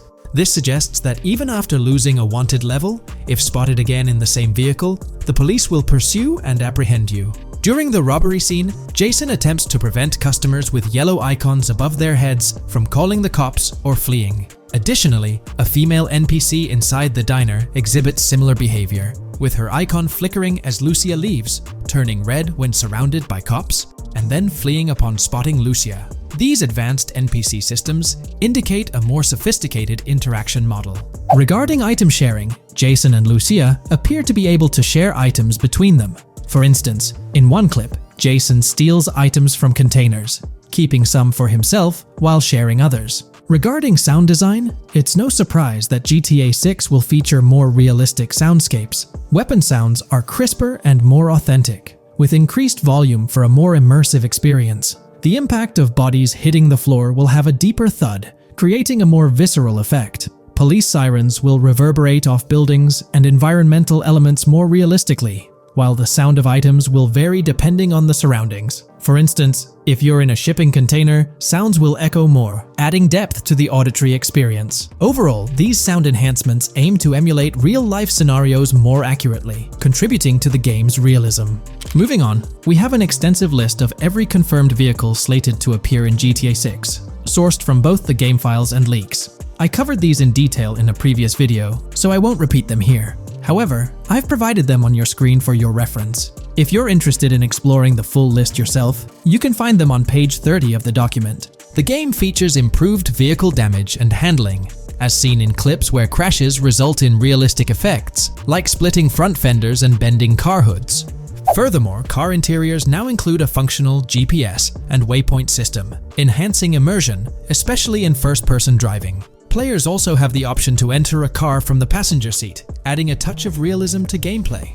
These details highlight GTA 6's commitment to intricate design elements, evident in its meticulous attention to detail throughout the game. In addition, several new gameplay mechanics have been revealed. Players will now have the ability to walk while in cover, a long-awaited feature that introduces prone movement for the first time in GTA gameplay. Loot bags will allow for storing additional items, and players can now drop and pick up weapons. A new under fire animation has been introduced where characters cover their faces during combat, and players can opt to self-revive after sustaining heavy damage. Other significant mechanics include the ability to switch shoulders while aiming down sights, grappling during hand-to-hand combat, and the introduction of buddy communications and a buddy ping system. This system, likely shared between protagonists Jason and Lucia, remains intriguing, with its full functionality yet to be revealed. Additionally, a new cover mode has been introduced, altering the way shooting from car windows is executed. Characters will now fully lean out of windows, enabling full 360-degree shooting. Furthermore, a new ability system has been introduced, potentially exclusive to Jason, allowing for a form of wall perception. Whether Lucia will possess this ability remains uncertain. Players can also interact with a greater variety of objects and NPCs, engaging in actions such as carrying bodies, committing robberies, issuing threats, and conversing during criminal activities. Moreover, the ability to pick up additional items, such as beer bottles and cans, enhances the overall gameplay experience. Let's explore some of the exciting new gameplay systems. Firstly, there's the introduction of money laundering, hinted at during the Hank's Waffles robbery. An icon found near the car wash property featured a washing machine with a dollar sign, suggesting potential opportunities for money laundering. This implies that players may be able to purchase properties with the intent of laundering money, although specific details on mechanics remain undisclosed. Nevertheless, it appears players will once again have the option to acquire certain types of businesses for illicit activities. Additionally, there's a confirmed lineup of weapons, which includes a rocket launcher, assault rifle, baseball bat, polymer pistol, knife, bolt-action sniper rifle, Molotov cocktail, spear gun, which is intriguing, smoke grenade, compact SMG, flashbang, micro SMG, sniper rifle, heavy machine gun, auto rifle, and pump-action shotgun. Moreover, glimpses of Jason in various states, sporting different hair lengths and facial hairstyles, suggest a hair growth system akin to Red Dead Redemption 2. This feature seems highly likely given the game's lineage. In terms of sustenance, players can consume items directly from their inventory. In a scene at a gas station, Jason adds wine, soda, and fruit to his inventory, highlighting the ability to eat and drink on the go, akin to mechanics seen in Red Dead and GTA Online. In GTA 6, you can expect to encounter raccoons rummaging through trash cans and stealing food bags. This is evidenced in the game files, which document 3 world events: raccoon climbing out of garbage, raccoon rummaging through trash, and raccoon stealing food. While there are numerous intricate details to explore, we've uncovered a multitude of confirmed locations spread across Vice City and its surrounding areas. Naturally, Vice City serves as the central hub, encompassing neighborhoods such as Edgewater, North Vice City, Rock Ridge, Little Haiti, Vice Beach, South Beach, Washington Beach, and Key Biscayne. Additionally, there's Port Gellhorn, which appears to be a distinct city akin to Sandy Shores or Palito Bay from previous games. Other notable spots include Yorktown, Ambrosia, Sundown, The Keys, La Pearl, Red Hill, Lake Leonida, Hamlet, Stockyard, Homestead, Grass Rivers, Ikenfaka, various underwater locations, and more. Each of these locales is meticulously detailed, with numerous mini locations nestled within them. It's remarkable how much information we already have about the game's expansive geography. In GTA 6, if your character sustains injuries, health will regenerate slowly over time. To expedite recovery, you can access the weapon wheel and utilize a healing item. Unlike GTA 5, where health only regenerates up to 50% naturally and requires snacks for full recovery, GTA 6 appears to allow for natural regeneration to full health, albeit at a slower rate. While not officially confirmed, it's implied that using a medical item will accelerate this healing process. Regarding open-world activities, there are 7 confirmed activities thus far: dice, golf, fishing, races, adventuring, shipments, and delivery van events. A video showcases a delivery van event near the industrial area of Port Gellhorn, featuring active security cameras that add complexity to potential heists. 2 distinct event types mentioned in the events list are Pragmatic Cool and Chaotic Romantic, introducing a new event type called Cop Trap, strategically placed in various locations across the map. The confirmed locations are displayed on your screen, indicating that law enforcement will deploy different tactics to apprehend you. Next, let's explore the array of new features spanning 2 full pages. Firstly, an enhanced AI system is showcased in a video, where enemy AI targets Lucia once she turns around. These adversaries demonstrate improved decision-making, adapting their shooting tactics dynamically based on the situation. Notably, they adjust their positioning relative to nearby objects, aiming to avoid frustrating head glitching tactics. Additionally, they display more tactical behaviors, such as lowering their profile during reloads and employing lateral strafing while firing. NPC behavior has also undergone enhancements, with AI groups no longer wandering individually, but moving in clusters, reminiscent of the dynamics seen in Red Dead Redemption 2. This is evident in a video where Lucia encounters a group of tourists engaged in conversation as they pass by. This enriches pedestrian interactions beyond the independent roaming seen in GTA 5, now featuring diverse groups and even couples strolling together, enhancing the game's realism. A new gameplay feature allows players to surrender to the police during a robbery, introducing an intriguing dynamic with consequences yet to be fully revealed. Additionally, players can purchase gumballs from vending machines, potentially serving as a health boost, although specific effects remain speculative. Similar to GTA 5, your character's attire will accumulate dirt over time, adding a layer of realism. Hacking will also be a significant element, with Lucia seen carrying various hacking tools, though it's unclear if Jason will have access to these tools as well. Previous leaks suggested Lucia's role as the designated hacker, but further details will emerge in due course. Expect an enhanced car hijacking system in GTA 6. For example, the inclusion of an immobilizer bypass suggests that stealing luxury cars will be more challenging. Additionally, a tool called a Slim Jim will be used to unlock older vehicles, adding complexity to car theft. Moreover, events such as Steal Car in Progress and Steal Car Fail indicate potential complications during vehicle theft. Events like Carjacking Cat and Carjacking Advanced AI suggest further intricacies in vehicle-related activities. Finally, the document concludes with approximately 20 pages detailing locations found in leaks that correspond to real-world locales in Miami. This inclusion underscores the meticulous efforts put into crafting a rich and immersive game world. This video, we're delving into the most recent iteration of the GTA 6 mapping project. Our focus centers on a comprehensive analysis of the map's latest updates, incorporating newly unveiled areas and event coordinates derived from leaked information.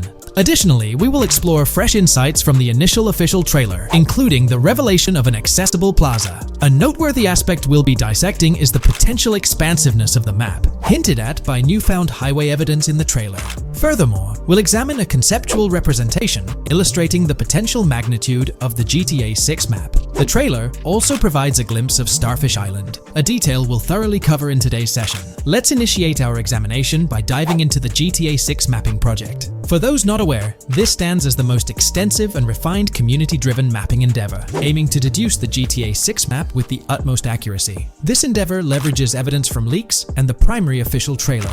In our previous map analysis, we scrutinized significant alterations in the Bordgorn and Grass Rivers areas, expanding the map to an impressive 18 by 8 kilometers. However, today's exploration will predominantly focus on alterations in the Vice City region. Rumors suggest that the GTA 6 map will encompass 3 major cities, with Vice City and Portgorn being the identified urban centers so far. Vice City, drawing inspiration from Miami, and Port Gellhorn, a fusion of Gulf cities in Florida. The speculated third city could possibly be modeled after Orlando or Tampa. Earlier rumors hinted at Yorktown being the third city, approximately aligning with Tampa's location. However, intriguingly, structures observed in leaked material from Port Gorn were reminiscent of Panama City. Rockstar appears to amalgamate elements from distinct cities to craft a unique virtual landscape. Turning our attention specifically to Vice City, notable modifications are discernible in the Stockyard and Crosstown area. While these alterations may not be immediately apparent, a thorough comparison with the prior map iteration reveals notable changes in street layouts for improved connectivity, building positions, including the relocation of the Jack of Hearts nightclub, featured in leaks and the trailer, signify significant shifts. Adjacent structures visible in the trailer's music video shoot scene have undergone subtle rearrangements. A noteworthy addition to the GTA 6 mapping project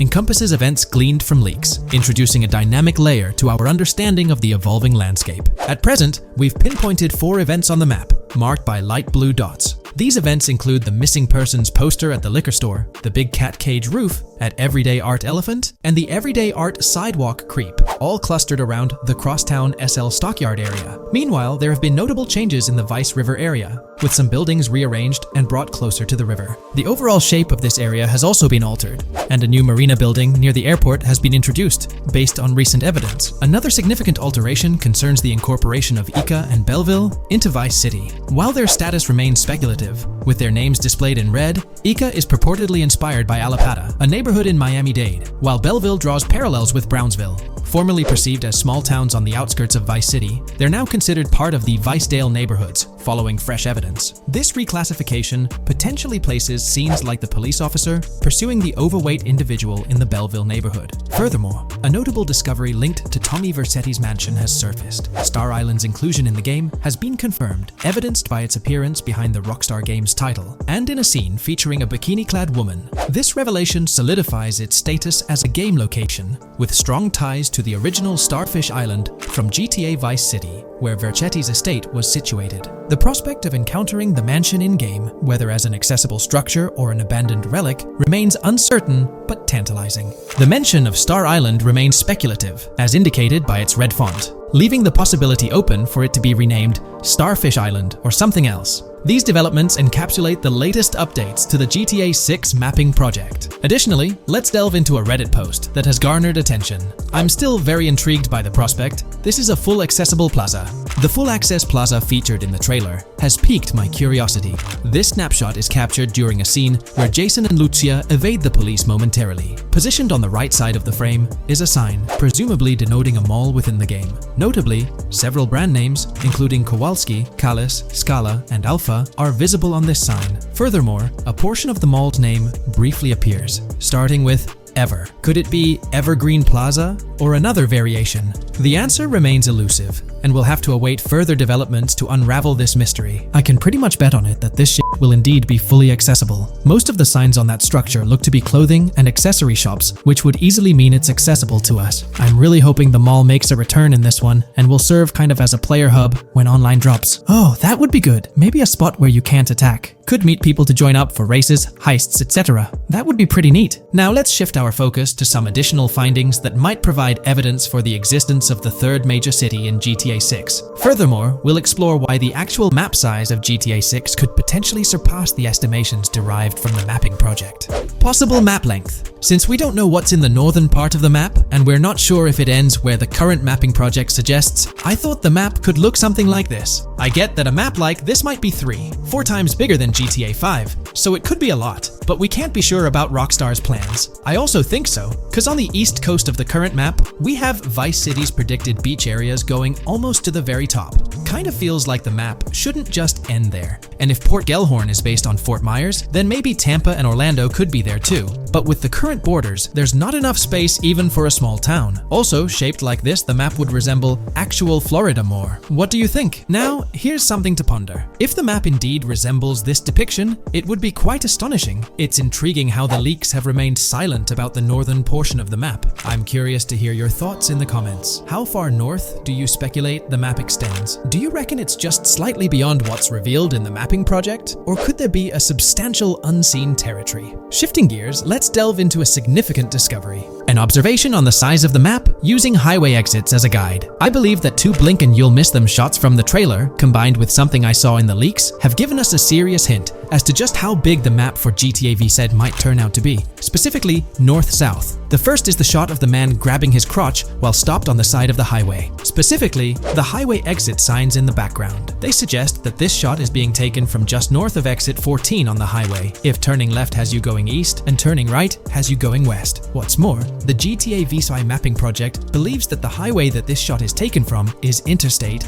97. Adding to this, there's this shot from earlier in the trailer of the woman in the gold dress hanging out the top of a convertible traveling down I-404, heading towards a junction with 197. At the very start of that clip, you can catch the exit number on the sign she's driving under. You can't see all of it, but to me, it looks more like exit 18 than exit 1B. This one is more speculative though. Now, I'm about to get into the leaks, so I can't post any pictures. There's a clip in the leaks of a red ute heading northbound on 197 towards the exit 13 AB junction that takes 1 to Washington Beach and Ekanfinaka before crashing. The mapping project has been using the leaks to create their maps, and they've placed that stretch of 197 north of Mr. Crotch Grab from the trailer, running through the Stockyard neighborhood. This to me indicates that the highway exits are going to follow a realistic number pattern, with the number increasing or decreasing for every mile traveled. The question is, where does this put exit 12? Exit 11? All the exits going up to 1? I've taken the latest version of the mapping project's map and pointed out where exits 14 and 13 are located. Then, extrapolating from there and using the map's grid as a handy guide, I drew where all the exits further down the numbering scheme might be located. I ran out of room to put exit numbers at #9. If 197 is going to keep following the same numbering scheme all the way north until it hits exit 1, then it's likely that the map is going to be far bigger than we currently think it is, and what's been shown and plotted out so far. In fact, I think the only reason nothing's been plotted up there so far is because so much so far has focused on Vice City and its environs.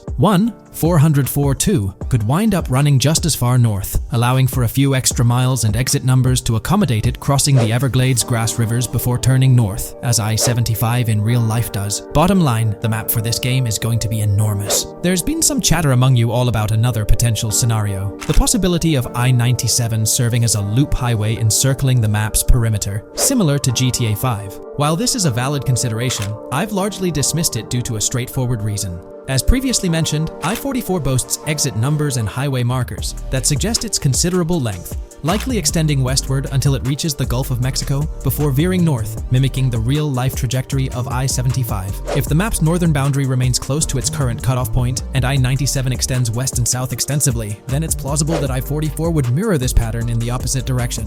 While the notion of two loop highways isn't entirely implausible, it could potentially introduce redundancy. Additionally, in GTA 5, the loop highway wasn't simply labeled under one name. The segment along the coast was dubbed the Great Ocean Highway, while the inland stretch traversing the desert was referred to as the Sonora Freeway. Moreover, within Los Santos, various freeways possess distinct names and numbers, even when merging seamlessly, such as the Del Perro, La Puerta, and La Mesa freeways. My hypothesis currently is that there is a loop highway, but that one, 97 and I-404, are two halves of it. They both start in Vice City and intersect in Crosstown. 197 runs up the Atlantic coast. 404 runs west through the grass rivers, and then turns north to run up the Gulf Coast, and they both meet at a point further north. Whether that point is a city, a smaller town, or something else, that is still unknown. Feel free to drop your thoughts in the comments regarding everything covered in today's video, particularly this astonishing discovery. There's substantial evidence hinting at a larger map size, but I'm eager to hear your input,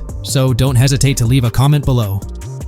In today's video, we're delving into the character creation aspect of Grand Theft Auto 6 and exploring how in-game NPCs will be generated. We'll take a look at a recent patent filed by T2 Interactive, the parent company of Rockstar Games, which sheds light on the character creation process within the world of GTA 6. The patent reveals details about a new system developed by Rockstar Games, designed to streamline character creation and leverage the capabilities of current generation consoles more effectively. As game worlds grow in size and complexity, filling them with diverse and compelling characters and environments becomes increasingly challenging. Artists are tasked with creating every individual in-game object, from characters to buildings and interiors. As these worlds expand, the computational and design efforts required also increase. However, Rockstar Games has once again demonstrated innovation by developing a system that optimizes the rendering of 3D objects, ensuring efficiency without compromising on detail. This system addresses the challenges posed by the ever-expanding scope of game worlds. The patent we're examining in this video is titled System and Method for Game Object and Environment Generation. This video takes a deep dive into the generation of building interiors and characters within the expansive world being crafted by Rockstar Games. The patent starts off by providing an overview of how objects function within 3D spaces, as explained by Rockstar. Objects used in 3D graphics, often called assets, are a combination of geometry data, for example, the 3D model, and data for textures associated with the geometry data. An asset may be formed of one object, or it may be a composite object made from a combination of objects.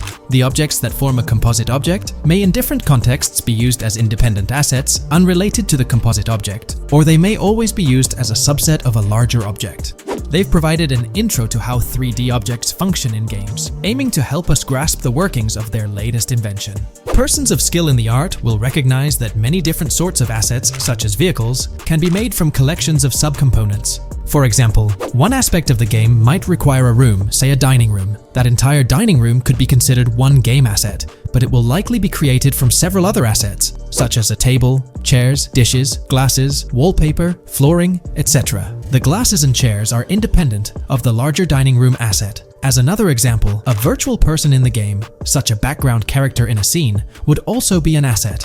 A person asset might be made up of a number of interchangeable objects, such as legs, a torso, arms, a head, etc. Because the person is made up of interchangeable objects, a variety of different persona sets can be made by mixing and matching different constituent parts. But a body part like a torso might always be used as a subpart of a larger body object. Prior art systems generally include libraries of game assets. The systems and methods of the present disclosure add a metadata layer to these game asset systems and provide modified development and game architectures to take advantage of the new metadata layer.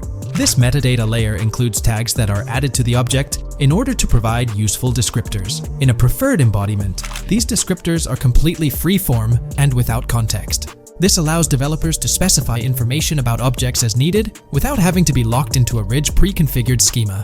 Rockstar's new system introduces an additional metadata layer and utilizes tags for enhanced functionality. In the next section, they provide examples illustrating how this tagging system will operate. For instance, characters and virtual beings within the game world will be assigned tags like skinny, chubby, average, attractive, ugly, young, old, and so on. They explain that this tagging system won't just apply to the 3D models or textures alone, but to the entire object package, which includes the model and its associated textures. Essentially, every aspect of a particular character will be tagged. For example, skin textures for elderly characters will be tagged as old, while arms and torsos for heavier characters will be tagged as chubby. They also list other tag examples provided by Rockstar, such as sporty, hipster, emo, preppy, nerdy, luxury, basic, new, worn out, business, and formal. Moreover, each component can have its own tag, and there can even be collections of assets with tags.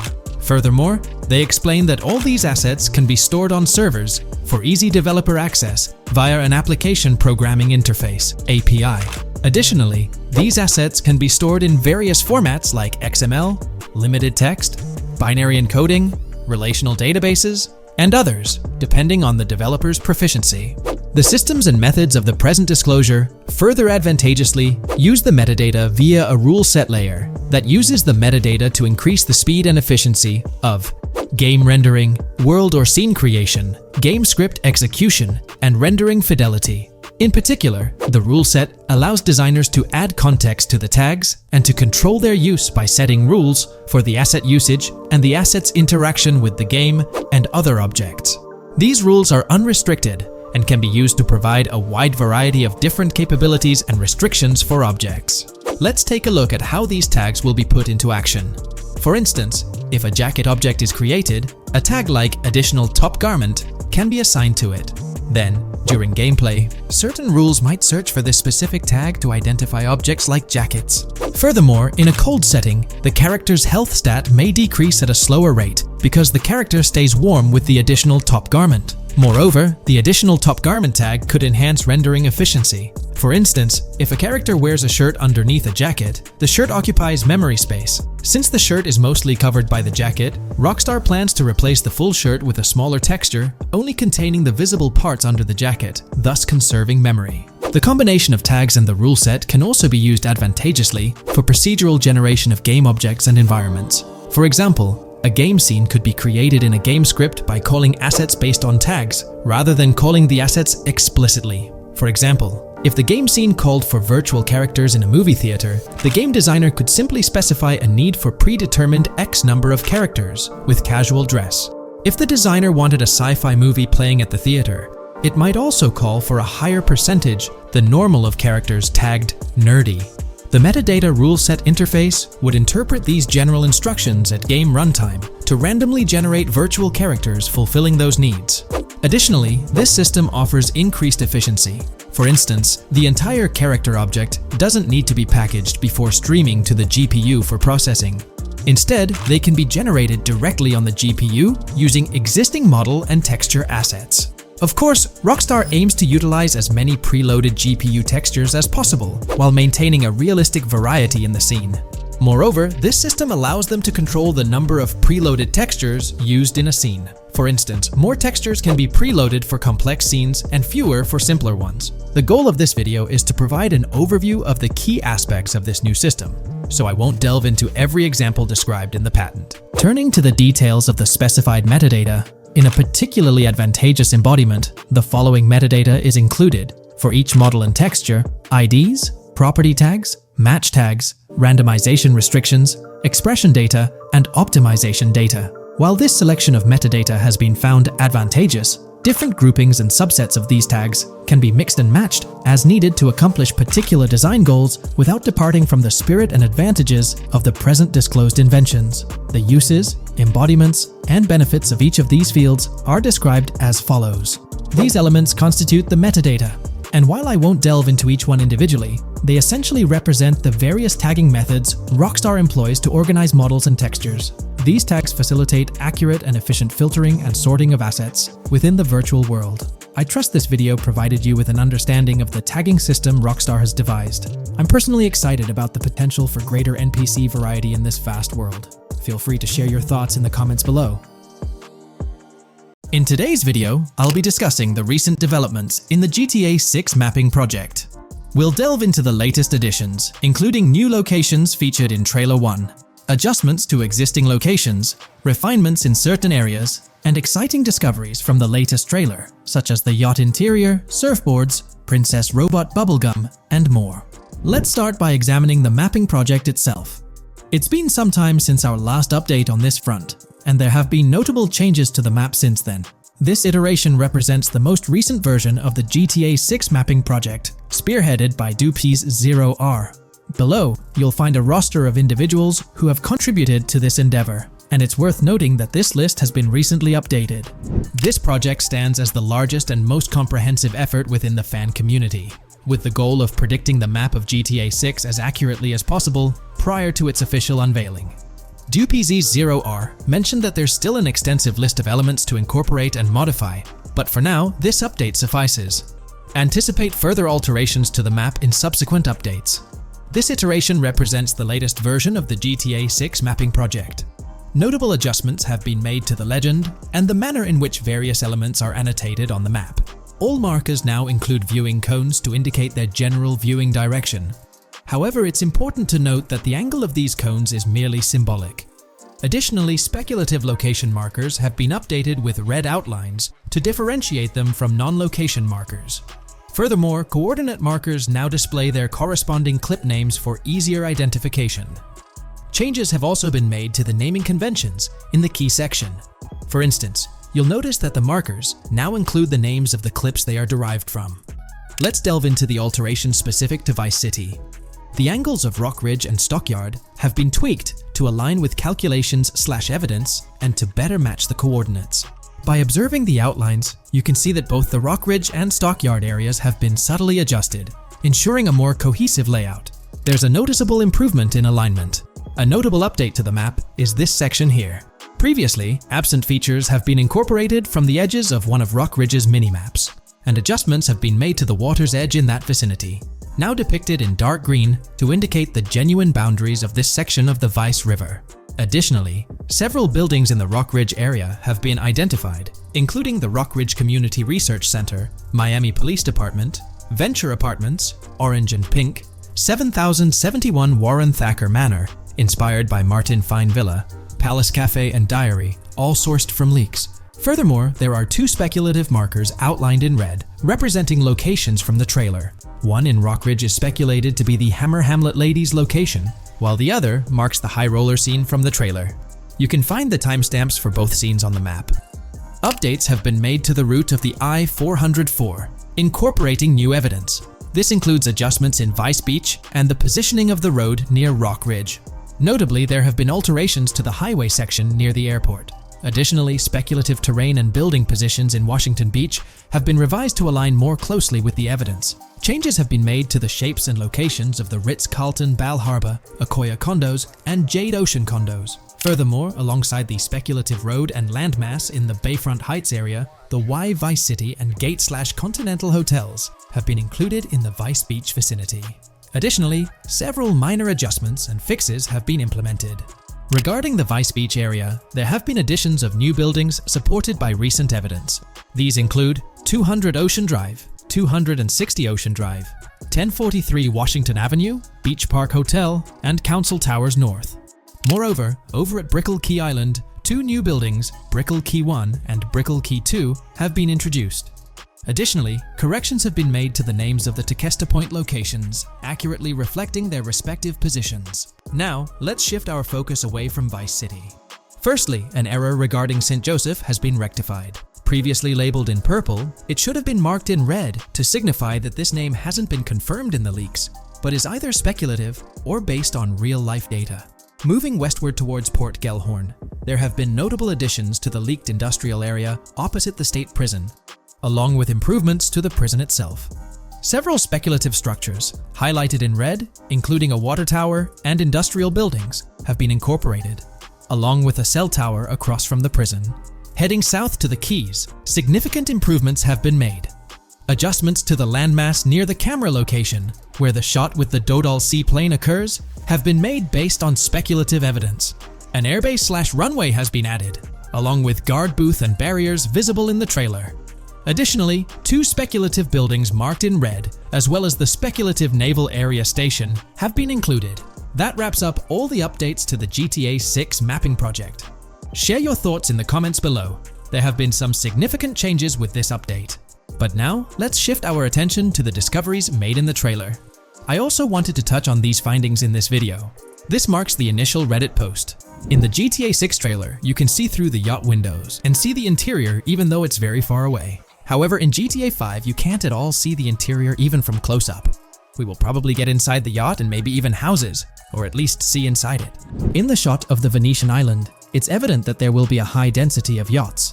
It seems that the boats will be easily accessible, and based on the leaked shot featuring Jason on a boat from 2022, it's probable that players will have the freedom to enter, drive, and explore yachts like the catamaran seen in the opening scene of the trailer. Now, on to the next discovery, surfboards.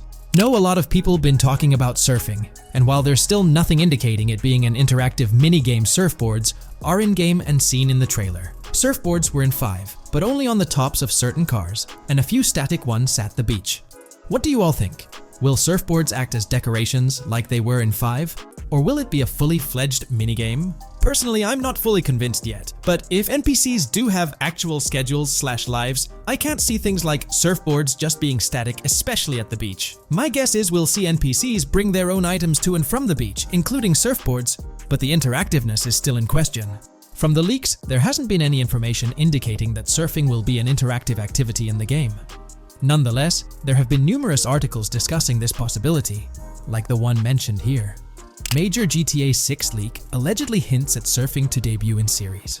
The upcoming GTA 6, officially untitled, leaks are becoming more frequent and interesting, with a recent one revealing that the upcoming title will include new water sports, such as surfing. According to a report by the Dexerto Gaming website, a leaker named Alix Venturas revealed on Twitter that Rockstar Games plans to improve the water physics in Grand Theft Auto 6 and will introduce several water-based activities. While the gaming studio has not officially commented on the leak, players are convinced, given that Grand Theft Auto 6 will almost certainly feature Vice City, a fictional version of Miami, Florida, known for its beaches and water activities. However, it's important to note that these rumors haven't been confirmed by either the official leaks or the trailer. It remains to be seen whether these surfboards will merely serve as decorations. Now, on to the next and final discovery I'd like to highlight in this video, which might just be your favorite. Princess Robot Bubblegum is confirmed to be in GTA 6. Just like the Righteous Slaughter game series, Princess Robot Bubblegum is seen on a shirt, and will most likely return with more episodes. The series originally appeared in The Ballad of Gay Tony, and again with more episodes in GTA 5, making this the third appearance. There's been quite a buzz about Jason, one of the main leads in the highly anticipated Grand Theft Auto 6.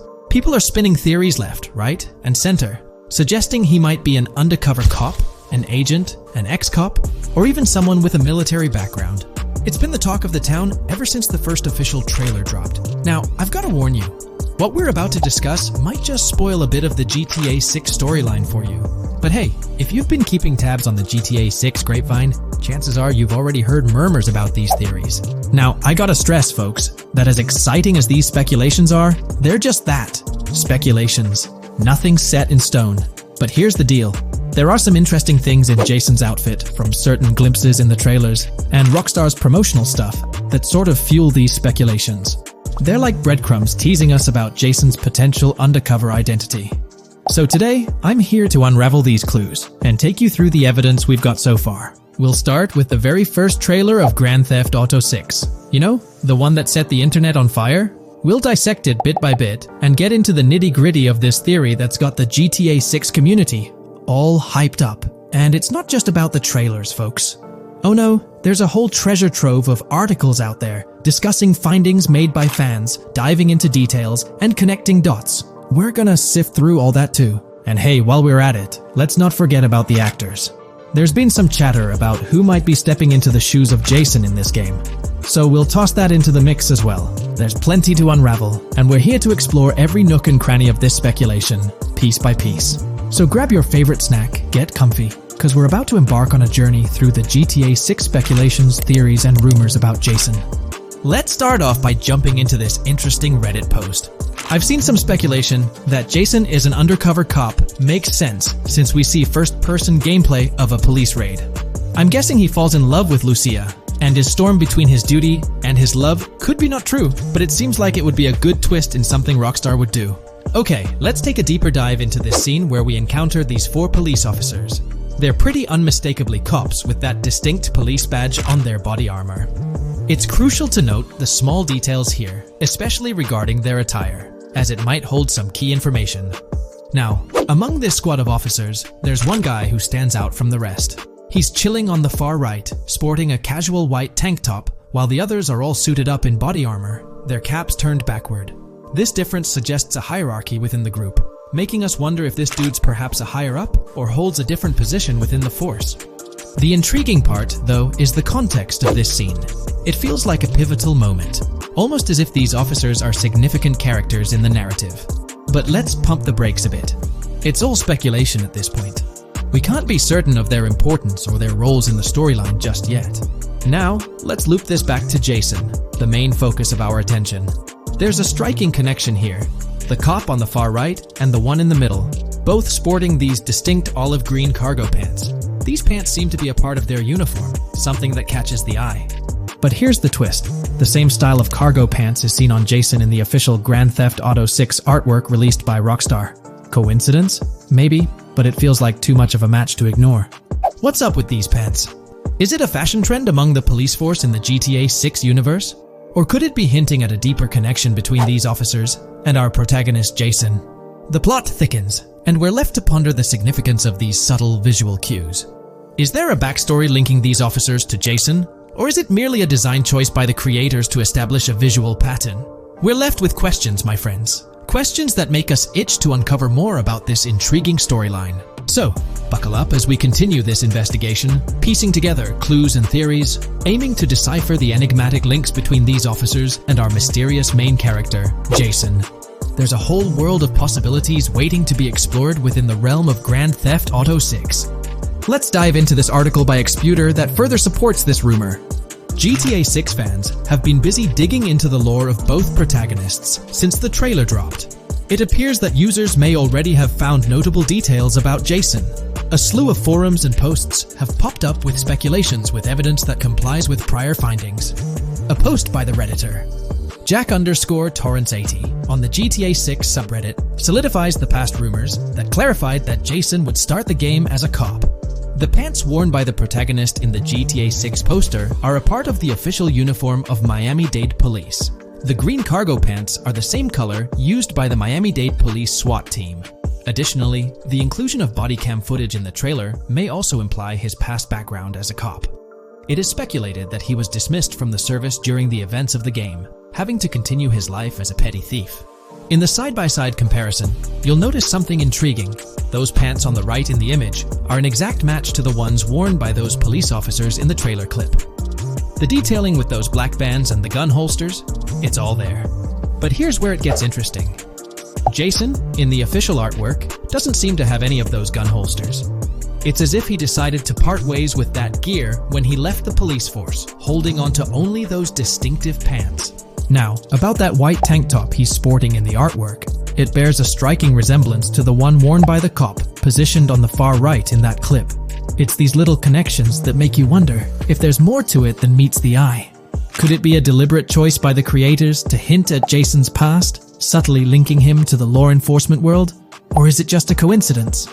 In the comments of the Reddit post, a user says, he is probably a dismissed cop or soldier, got too desperate and started to do petty crimes. Lucia brings him the local connections and scores, and he uses his former police training skills in weaponry and vehicles. A dismissed corrupt cop or soldier, a freshly out of jail ex-prisoner. Victor Vance and Tommy Vercetti. And there could be more parallels between these two pairs of characters if you think about it. Vic was being betrayed again and again in his storyline. When he finally decided to quit, his brother pushed him to enter another deal with Tommy, which eventually killed him. Tommy, on the other hand, is a more cunning and ambitious person. He promised Rosenberg to leave him a piece of his Vice City empire, but later abandoned him and left him exiled in Las Venturas. These observations really bring up some compelling comparisons, especially when looking at Tommy Vercetti and Victor Vance from previous GTA installments. There's a chance we might see echoes of similar themes or storylines reflected in GTA 6, which lines up nicely with what Rockstar teased in the trailer. Let's zero in on Jason's haircut. It's clean cut and short, a style often associated with law enforcement or military personnel. That detail might not be just a coincidence. It could be a deliberate choice by the creators to hint at Jason's past as an ex-cop or someone with a military background. It adds an extra layer of depth to his character, don't you think? I'm genuinely interested in hearing your take on this theory. There is a lot of evidence supporting this theory, and it might be a major deal as we might be working with the police possibly in GTA 6. That would be a completely new gameplay element in the GTA series, so we have a lot to look forward to. Tell me, what are your thoughts and opinions about Jason's potential background, whether he's linked to law enforcement or not, as it could shed more light on this intriguing speculation. So, please share your thoughts in the comments section below, and let's keep this discussion rolling.